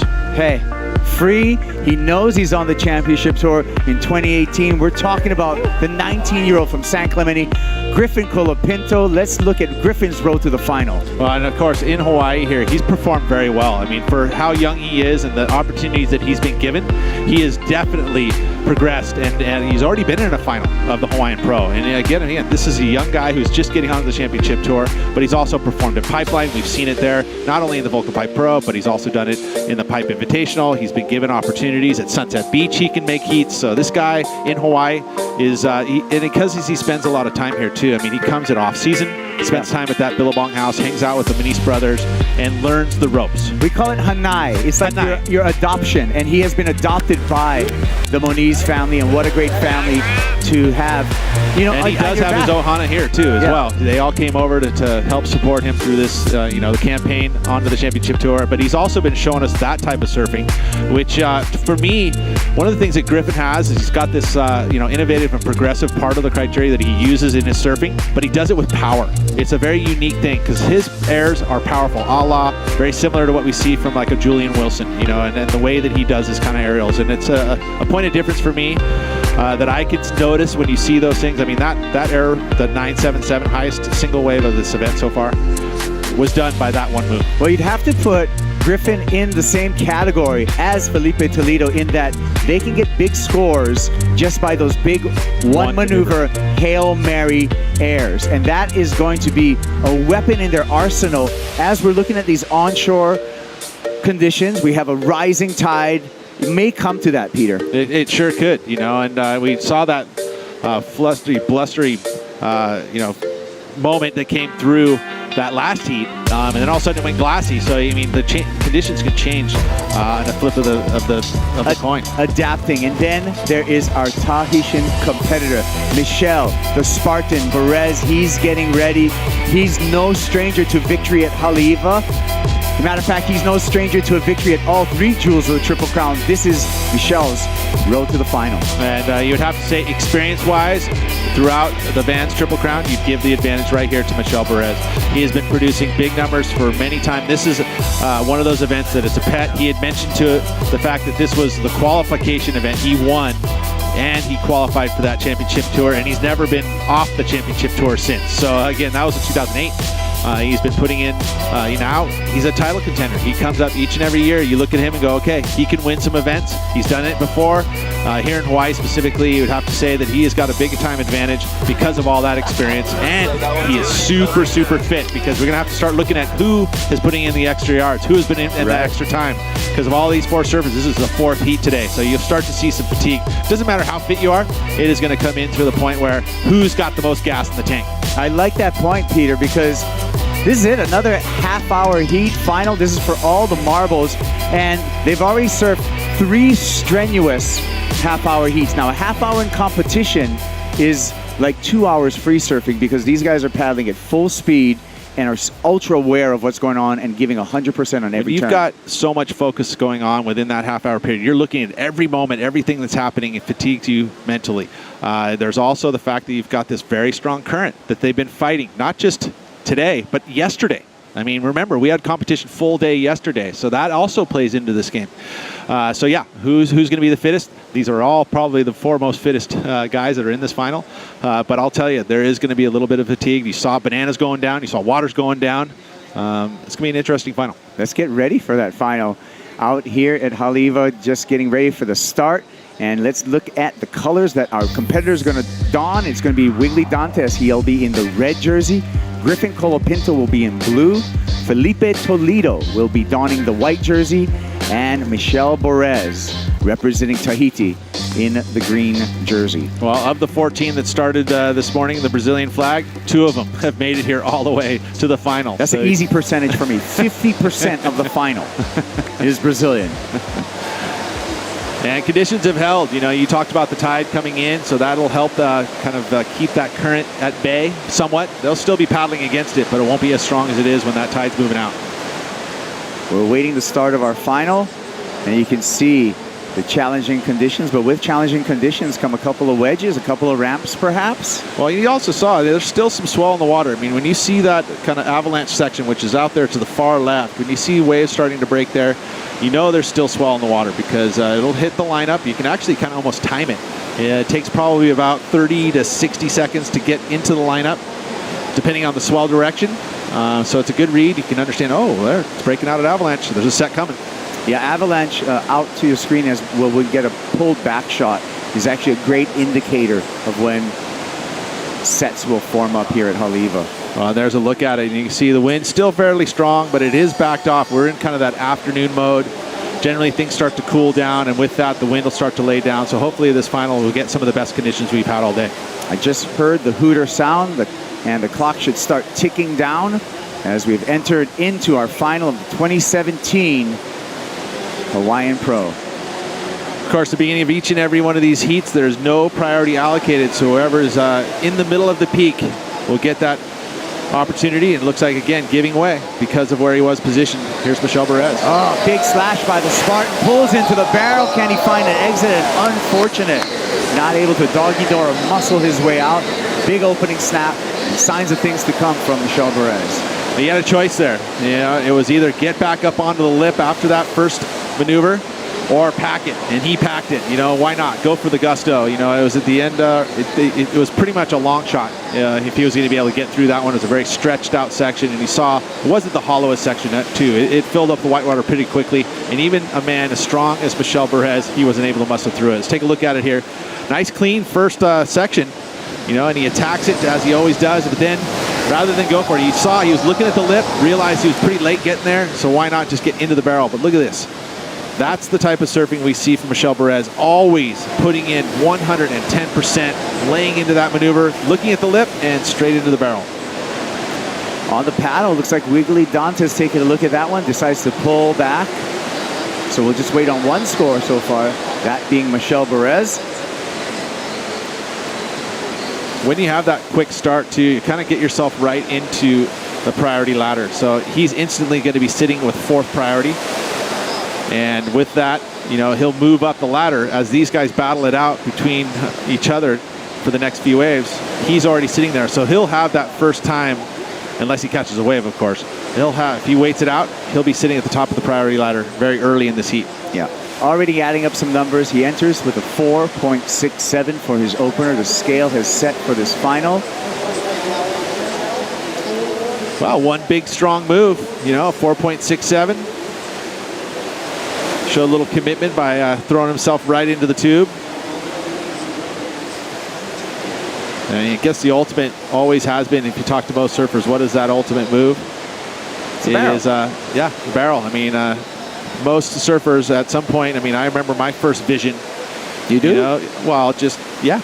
I mean, you remember you packed the barrels at Manresa State Beach. There you go. It's not known for its barrels, but yeah, you know, one out there. If you're standing on a surfboard, even if it's closeout, you kind of, you understand that why that is so amazing is that you're surrounded by nature. It's something you really can't truly explain until you experience it. Does time slow down in the barrel, Peter Mel? I would say completely, but there is a moment there. Yeah, there is, right? Shoot, if you could get a really long one, maybe you're just going into the next dimension. I love it. Okay, so we started with a 35-minute final, and we're down to 31 minutes, 45 seconds. Jake Patterson with a watchful eye on Griffin Colapinto, a young man I'm sure he's very proud of. And here we go with Colapinto, whitewater rolling. Nice looking face for Colapinto. Carves through that opening turn, loads up, bang onto the oncoming section. Can he iron leg it out? And he does. He does. Energizer Bunny. You know, that's that youthful legs. I'm sure Pops had some say on how to keep him fueled up. You know, all of a sudden you take that dad roll. It's about making sure, hey, you know, drink lots of water, son. Right. Hey, go to bed early tonight, son. You know, here, have some protein, son. Look at the replay, Pete. First section here, you had to dig through. Wasn't the cleanest of maneuvers, but that one was very committed. You know, when you go into that maneuver there and you just put yourself underneath the curtain, push off the fins. Good start for Griffin. Live action with Wiggly Dantes. Ditches the fin through the back on the first turn. Gets a nice carve on the backhand. He's going to be relinquished to a couple of cutbacks, hoping for a little inside section. He's not going to get it, but the first turn was a banger right behind him. Felipe Toledo. We said he's looking sparky, always looking sparky, surfing fast, getting through sections, kicking out, and he's going to try to paddle battle. He's going to try to race Wiggly Dantes back out into the lineup and establish priority. You know, there's a couple things you look at these finalists. You know, what is their strengths that has gotten him here? Obviously, the power and timing of Wiggly Dantes, but one of the things I think for Felipe, for me, is the speed control. How he unweights and weights. You know, that quickness that he does that really translates into good flow in his maneuvers. If you take a look first at Wiggly, you see that carve. You know, he just got so strong in the technique in which he uses that rail through his maneuvers. He's so tall and lanky, so he uses that leverage and the timing. I love this turn that he's able to do. Well, actually, the first turn, that's the second turn, the cutback. But just the way that he's able to do that backhand re-entry and really throw the fins on it is very impressive. And here's again, Toledo. And this is what I'm talking about. When he gets up on the lip, this is the carve. So there's a lot of pressure digging into the rails. But right here, actually, it's the next turn. But when he gets up here, look at how he unweights and then glides, right? And it's so hard to do, to have that just amount of pressure where you're punching your fins, is putting as much pressure as you can, and then you unweight and you almost glide over the top of things and make it look smooth without getting out of control. So we're really waiting on three contrasting waves in the numbers that come through. It was the power of Wiggly Dantes just banging the lip on the backhand. Griffin Colapinto with a strong carve and a powerful finish. And then just the speed and glide of Felipe Toledo. And we're still waiting for all three of those scores. There's the competitors area. And we have surfers in every single one of the camps for all of these finalists sitting on those bleachers. Yeah, judges are taking their time to see this exchange go down. I mean, they all are slightly different in their own characteristics. As you look at Pops, Ricardo Toledo, amazing surfer in his own right. Great surfer, master of surf signals, if you will. He can have the shirt. He's got the orange shirt on so Felipe can see him. He's got that whistle. And we're still decoding those whistles as far as what they mean. It may not, you know what though? Can't use the whistle today, Peter. Why? I think there's too much onshore wind right now. No, I think that thing will go right through that onshore wind. I don't know what you're talking about. you think the Ricardo whistle's going to pierce? It pierces straight through it. This onshore wind. Okay. Hey, I'll tell you something. Like, it's funny you say that, but like the reality is, there's a certain little tone, even if it's the faintest of sound. Oh yeah. It gets through. It hits Toledo's ears. He hears it. It's like a crazy bird language that they have going on right there, and they're able to communicate. Mana Nui. What's the word for you. language? Mana? No, I know that. Big bird language. Oh, okay. Yeah. Olelo. All right is the word for language. Hey, we're still waiting on scores. 27 minutes, 25 seconds, and the surfers are waving their hands. That's a signal to our beach announcers. Where is it? Give it to us. Give me my number. I need to know where I'm at. I want to know where I'm at. Well, and it's sometimes, you know, when there's those periods like right now where there's a bit of a lull, that's when you want the information. You know, it may have been read out, you know, here and there throughout, you know, during the period you're paddling and stuff. So when you get out there and it's quiet, you want to hear it. Wiggly Dantes just up and out there. Now we're seeing some numbers populating our screen here on the set. And it looks like it's going to be a big number for Griffin Colapinto. Felipe Toledo takes this left, hooks into that first turn. A little bit of bobble after that. Wave Stephens up nicely for another hook for Toledo. Stabs at 12 o'clock, pokes the nose on the way down and goes incomplete. Meanwhile, the numbers start to drop. Griffin Colapinto, advantage with that first exchange, checks in with 8.17. Excellent score. You know, and again, that's that commitment. They loved that final move. Let's take a look here at the replay of Felipe and see what happens. Again, you know, there's a bit of fatigue, you know, and when you push as hard as he has and give everything to each and every wave, sometimes you get a little tired and those little subtle mistakes start to come into play. I hope that that's not the case. But you look, he goes straight up vertical, and it's a very small section, so he has to get his board quickly back down under his feet. And when he does that, though, the nose goes and purls. That's what they call it, when they purl the nose. And it's really hard to pull the nose back out. Most of the time when you purl, you're going down. Yep, you're going down. That's why they call it purling. It's like a pearl diver who dives into the ocean to look for those pearls. Wiggly Dantes, on the other hand, not purling on his first turn. Bangs that finish right there for Dantes. So that was a well put together wave. Wiggly Dantes, he opened up with a 4-point ride, just has a fractional score of a 0.17. And he's going to add to his heat total with that last wave, Peter. Yes, he will. And then look at what Griffin's doing. He's just working his way back up the ladder. Take a look at the replay here. That's that strength on that backhand. Again, point of difference is that he is going to have that backhand, so he's going to look different. And he's going to put a lot more water up into the air because he can utilize that. And he can also go a bit more vertical because you're using that heel edge and you're able to put that pressure down right that last second and put that board up straight up into the air. Well, we got the graphic up in the corner that's showing you the scores. Top two scores equal each surfer's score line. Largest score there is an 8.17 for Griffin Colapinto. Last score just dropped 4. Wiggly Dantes a 5.17. Combine it with that 4-point ride. Pushes Wiggly into second place. Felipe Toledo up in first, just for the time being, with a 5.83 and a 3.97. The real story right now is how Griffin Colapinto is going to back up that excellent score that he started off with, that 8.17. Well, and one thing to notice here is that Griffin, you know, now is going to be in Triple Crown contention. You know, is he going to have a wild card into the main event, or is he going to have to work through the Invitational, Pipe Invitational? We're talking. He does about ride that. for Billabong.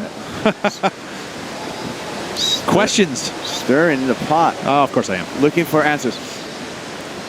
So if he does make it into the Pipe Invitational, we'll take out of that 32-man field the top 2 into the main event of the Billabong Pipe Masters. Yeah, well, he'll get a Pipe Invitational seat for sure. I don't know if you can get seated straight into the main event. We'll see. Oh, you're right. You can't, because those wild cards are coming out of the Pipe Invitational. Thank you. Come on, just correct me. I'm just. You're my partner, dude. I'm not. Come on. You're my partner, dude. All right. So here's the story. Felipe Toledo out in the lead. Wiggly Dantes right behind him. 23 minutes and 24 seconds. Griffin Colapinto. Can this be a Cinderella story, or is the speedy surfing of Felipe Toledo out of Ubatuba, Brazil, going to earn the first victory here at stop number 1 of the Vans Triple Crown of Surfing? Well, that was the pick. I felt like his surfing was going to do it today. So we'll see what happens. We still have lots of time. We did add an extra 5 minutes to this final. So it's a 35-minute final. Travis Logie giving the extra 5 minutes, plus the fact that we didn't have any stalls that held us out through the day. Right. No lightning storms or inclement weather that changes us and slows us down. Knocking on wood right now. 22 minutes and 40 seconds. There's the beautiful trophies by Ruben Araya, local artist here. Reclaimed surfboards and wood panels in the back there by Ben Wilkinson. A combination of those make for just keepsake, beautiful, one-of-a-kind trophies. Yeah, the woodwork from Ben, so amazing too. He does, as a matter of fact, our coffee table is a Ben Wilkinson piece right in front of us. I have one in our store, Freeline Design. It's beautiful, big, huge monkey pod, they call it. Yeah. Monkey pod trees grow large here in Hawaii, and so that's why that's a choice lumber there. But also the reclaim, those surfboards were broken in this event, according to the reporting done by our beautiful Rosie Hodge, saying that, again, last year it was pump and surf, so it was a lot of broken boards. Boards break every day here on the North Shore of Oahu, no matter what the size is. This place just eats surfboards. Well, and it's nice to see that there is some beautifulness, or is it beautifulness? Yeah, some beauty that comes out of, a broken surfboard. A little bit of action happening here in the lineup. Current is not as prevalent as it was earlier today, so surfers don't have to constantly paddle to stay in position. There's still a bit of a drift. The wind has chopped up the waves a bit, but there's still opportunities. This wave's doubling up here, stroking into this one. Michel Perez, but he's not able to get into that wave.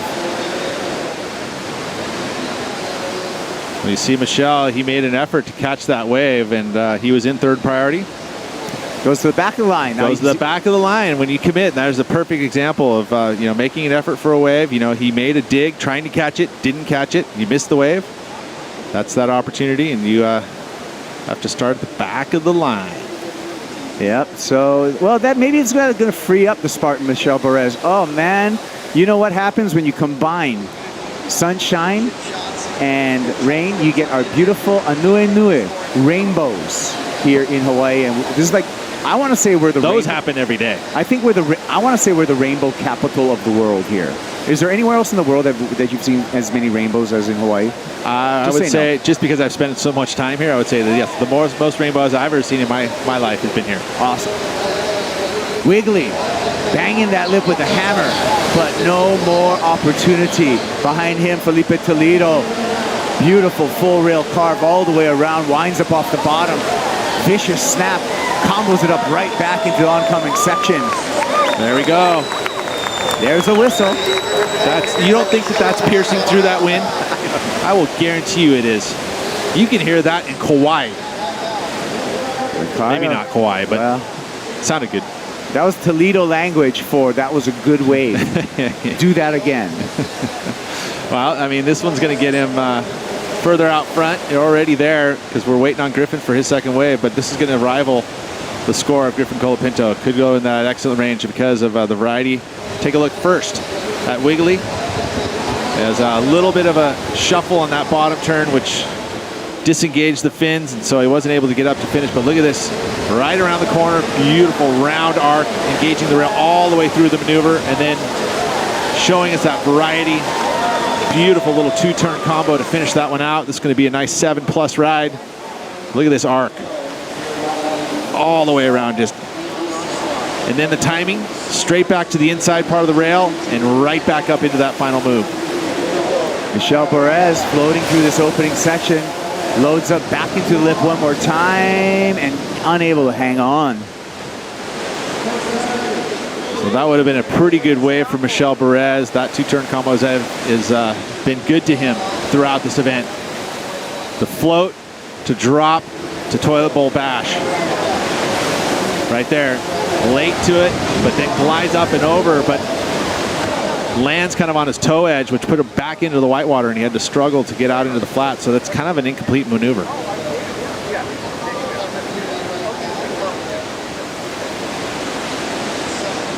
Small bit of rain coming through now as we wait for the last wave of both Michel Perez, but more importantly, the last wave of Felipe Toledo, because he really tore apart that wave. It's going to be his best wave so far in the final. It's going to keep him in first place, guaranteed. You can see the scores on your screen and the needs, but we're still early to talk about that. As we wait for that score, we're going to take a quick break. We'll be back for more. This is the finals of the Hawaiian Pro.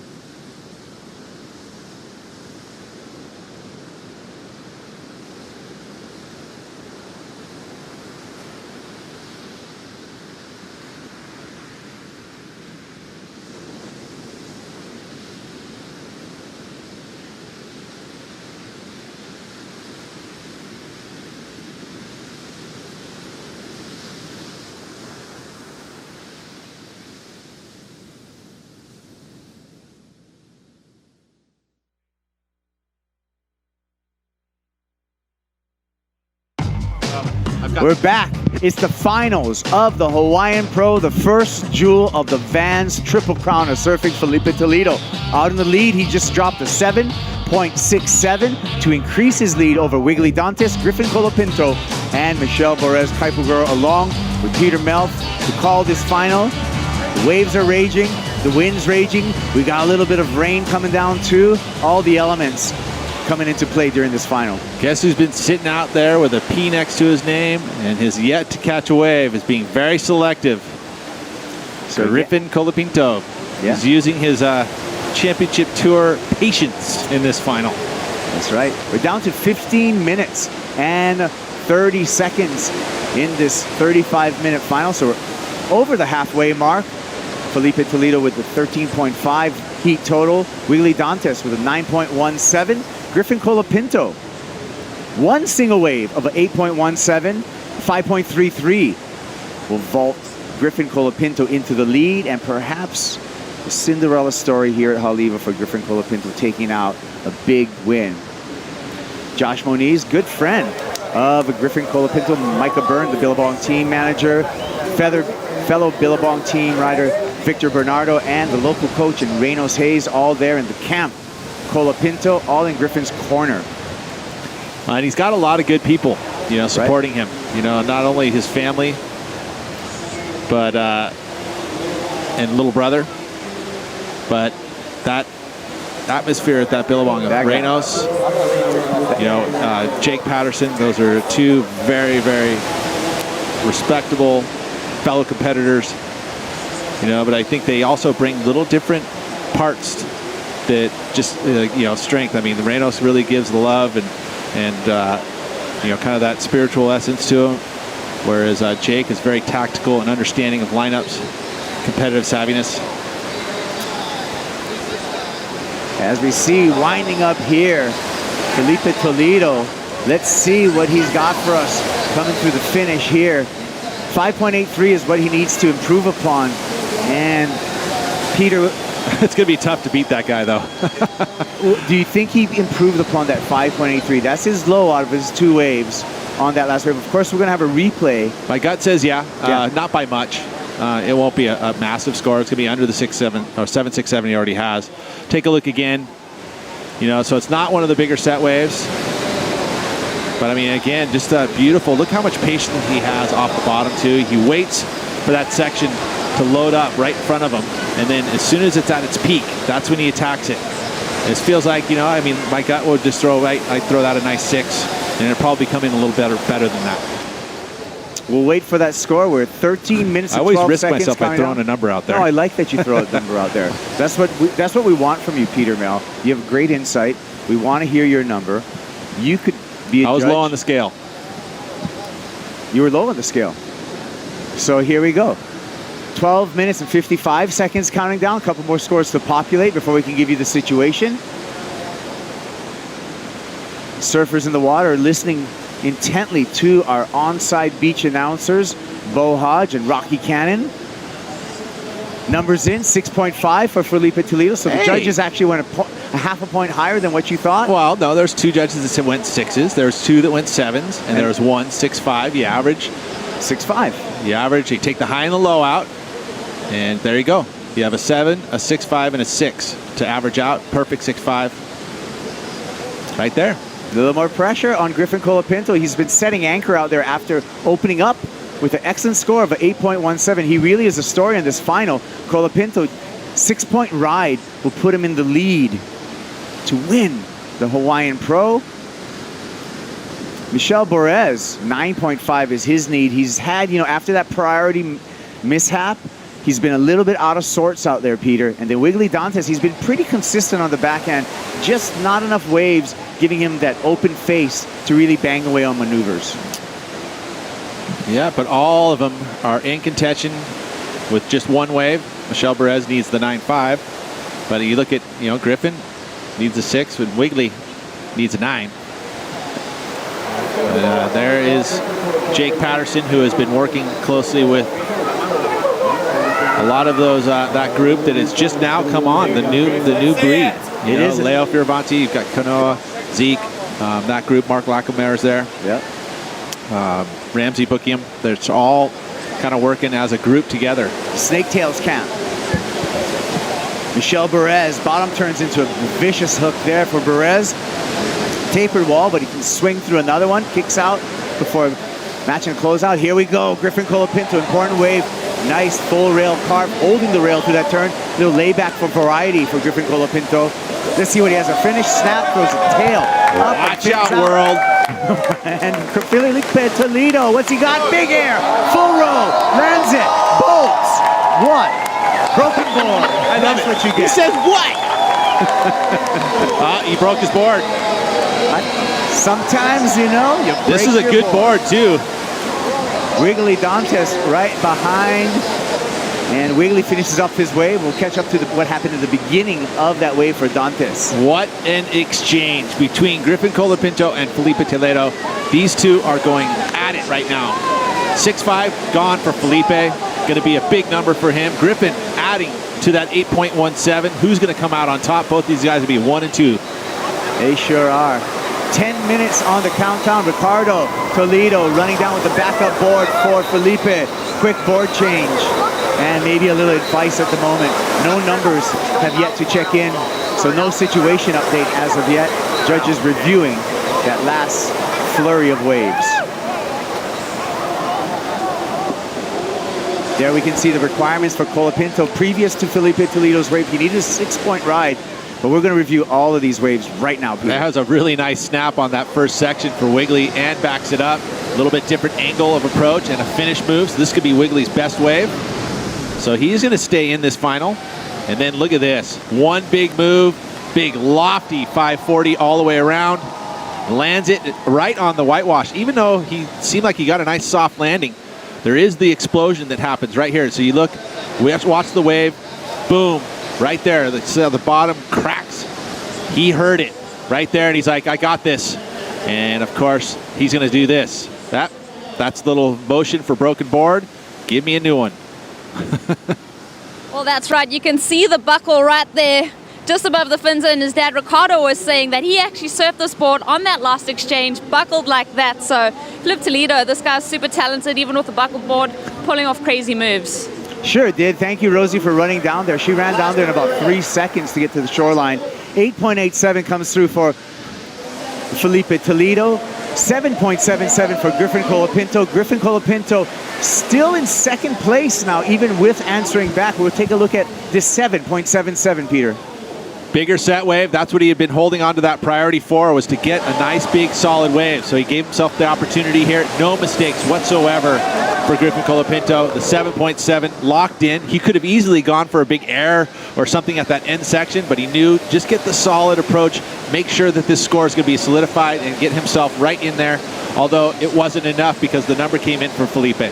How radical is that? So, you know, great surfing by Griffin Colapinto, right to the criteria, but the explosiveness of Felipe Toledo with that 8.87 for that one big full rotation air keeps Toledo in the lead. And now you can see in the blue column the requirements for someone to win, to take this title off of Felipe Toledo. 8.38 is a pretty chunky, heavy score that Griffin Colapinto is going to have to come up on. It's all right. Watch him. He's going to go for it, and that's what exactly he needs to do. He's going to get one big section, and he's going to kind of throw it out, everything at it. So I can't wait to see this next exchange. We need to look no further than last year for Griffin Colapinto with that Hail Mary out. We know he's able to do it. That's how Felipe Toledo got the 8.87. Judges went as high as a 9 there. One of the 9s got thrown out. The low of an 8.5 got thrown out. We predicted it before the final. We thought that Toledo was surfing a little bit at different gear, different speed than everyone else, and he has not let us down. He hasn't, you know, and again, I tried to give him a little fatigue in there. He showed me there was no fatigue whatsoever. He is looking like he has got a very full tank. Now we look at the priority game at the 6 minute and 35 seconds. Who's first in line? Who's second in line?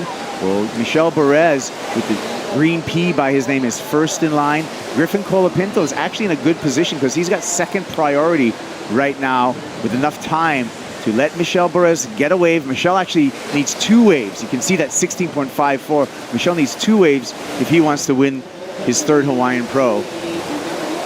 And he's got to do it in 6 minutes of time. Wiggly, scratching, difficult wave, unable to get into it. Well, he just gave Felipe 3rd priority. Felipe says, "Obrigado, my friend," and I will take 3rd priority because that puts me in a better position. And he needs to hear that news, though. He's waving his arms. You can look at the priority cubes that are on the judges' tower, but he wants to know his scores. Well, I think it's a situation. He knows that, but it's hard to tell if he's actually heard his score, but getting that situation helps him to formulate the last 5 minutes, which is the most important 5 minutes of the heat. What he needs to do to better, well, who's in second, so who he can protect his lead against.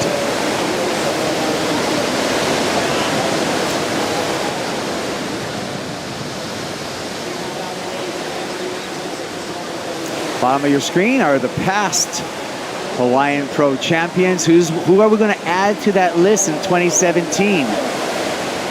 All the surfers want they want info. They want info.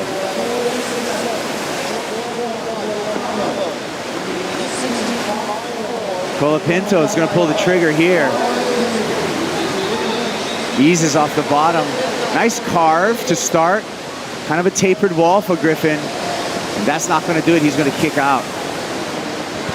Now, utilizing, he had priority ahead of Felipe Toledo.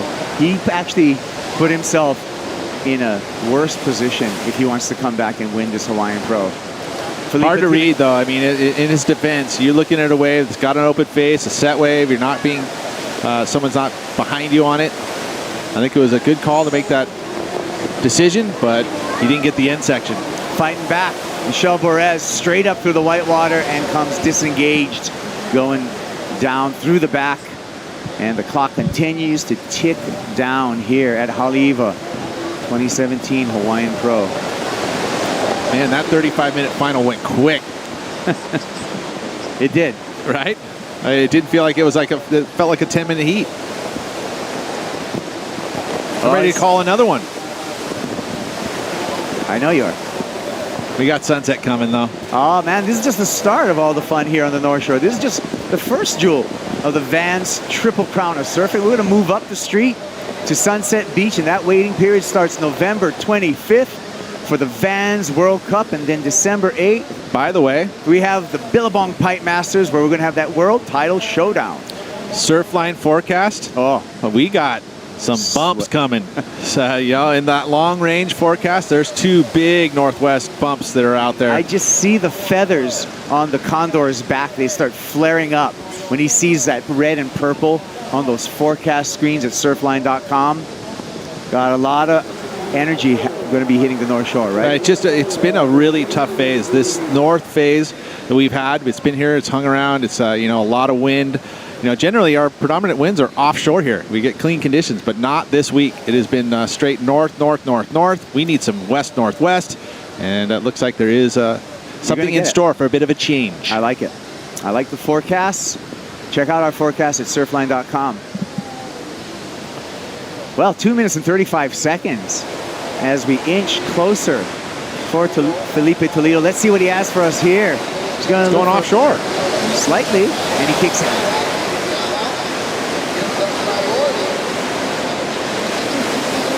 Dantes. Wiggly chops the lip there. Man. What did you call it? A machete?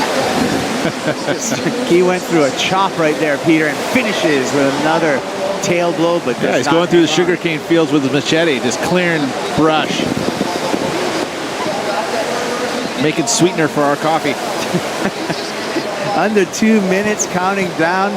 Let's take another look at this vicious first turn from Wiggly Dantes. Yeah, that's a big swing. Look at him just rah! That was just a full acre of brush just getting swept out of there. Just the one move, he does get this final move.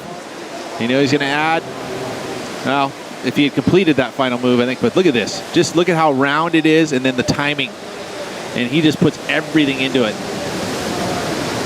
And he puts up so much water. It's truly amazing. We'll wait for that last score. It may improve Wiggly's position slightly. Well, it improves his score line, but he stays in third place. 6-point ride. Checks in for that wave for Wiggly Dantes. Situation.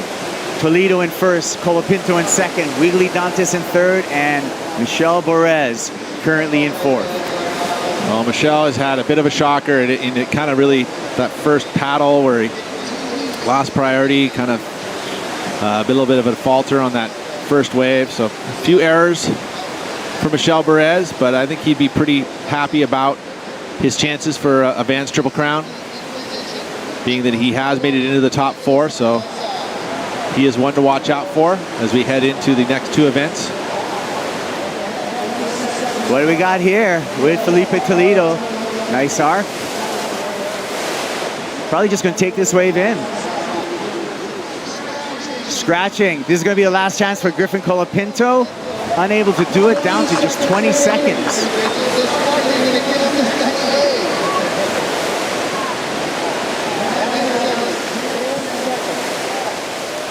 One more chance.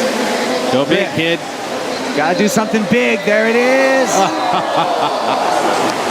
You knew he was going for it. The big lofty front side air. What a year it's been for Felipe Toledo. He is the 2017 Hawaiian Pro champ, bringing the game here, and he is in the lead for the Vans Triple Crown of Surfing. He took it down in spectacular fashion under challenging conditions. What a year for him. He has 3 wins on the season, winning J-Bay, Trestles, and now right here in Hawaii. Yeah, it's been a spectacular year. And he's showed so much variety throughout this year at 3 completely different venues, offering 3 completely different, conditions. Watch out for Felipe Toledo. He's not in the title race here in 2017, but watch out for Felipe Toledo in 2018 on the championship tour. Yeah, and watch out for that other kid right there in the blue jersey. You would have to say is one of the strongest rookies to come in, a very strong and versatile surfer throughout in all conditions as well. So, and again, congratulations to Wiggly Dantes on a great performance. Has put himself in a contention to re-qualify. And of course, one of the most consistent surfers in Haleiwa. Michel Borez finishing in that 4th spot.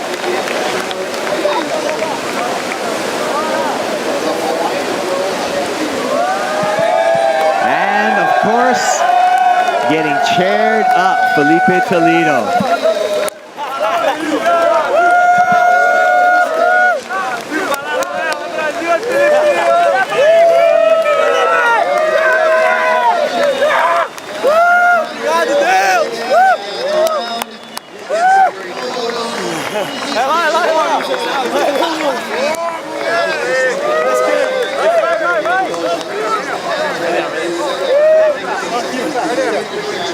Well, Pete, if you can't win a world title in 2017 for Felipe Toledo, how good does a Vans Triple Crown title sound? Well, send it to Folky and find out. That's right. Congratulations from Dad. Throw it down to Ian Folky. Thank you guys, Felipe Toledo. What an incredible performance this entire event. How good does it feel to be the Hawaiian Pro Champ? Dude, it feels amazing. It feels really amazing. You know, I got runner-up in 2015, and I felt like, you know, that little taste of the victory. I had a really good score on that final, I remember that. And then now in Griffin opened up really strong with an 8, and I knew it would be really tough to beat him because he's been in a row, you know, already qualified for the World Tour, been like super relaxed, you know. So, but yeah, I stick to my game with my strategy, and I did what I needed to do, and thank God for those waves, for the airs, and you know, it was really fun, yeah. And after your semifinal performance, you said you were looking for the ramp, and sure enough, in the final, you found the ramp of ramps for a keeper score. Can you talk us through that big full rotation? Oh yeah, man, you know, that was like kind of average wave, and Wiggly looked at it. He had a priority, and then he didn't like it because it was like kind of a closeout wave. And I was like, okay, I'm gonna go and I'm gonna try it. And then once I hit the lip, and I felt my board broken, you know, I felt it breaks. Like I heard like a really crazy noise. I was just like, no. And then I did like the whole rotation and landed on the foam. I was just like super scared my board would be like separated, you know. But thank God, like the board was pretty solid still, and I could land it there, and yeah, really happy on that one. I was really scared on the Griffin's last little ball that he had. It was a perfect X session, but yes, finally. Woo! Congratulations, Philippe, our 2017 Hawaiian Pro Champ. First jewel, the Vans Triple Crown of Surfing. Huge congratulations. Enjoy it with your family and friends tonight. And stick around for the post show. We got all the action recaps with the boys up in the booth right after this.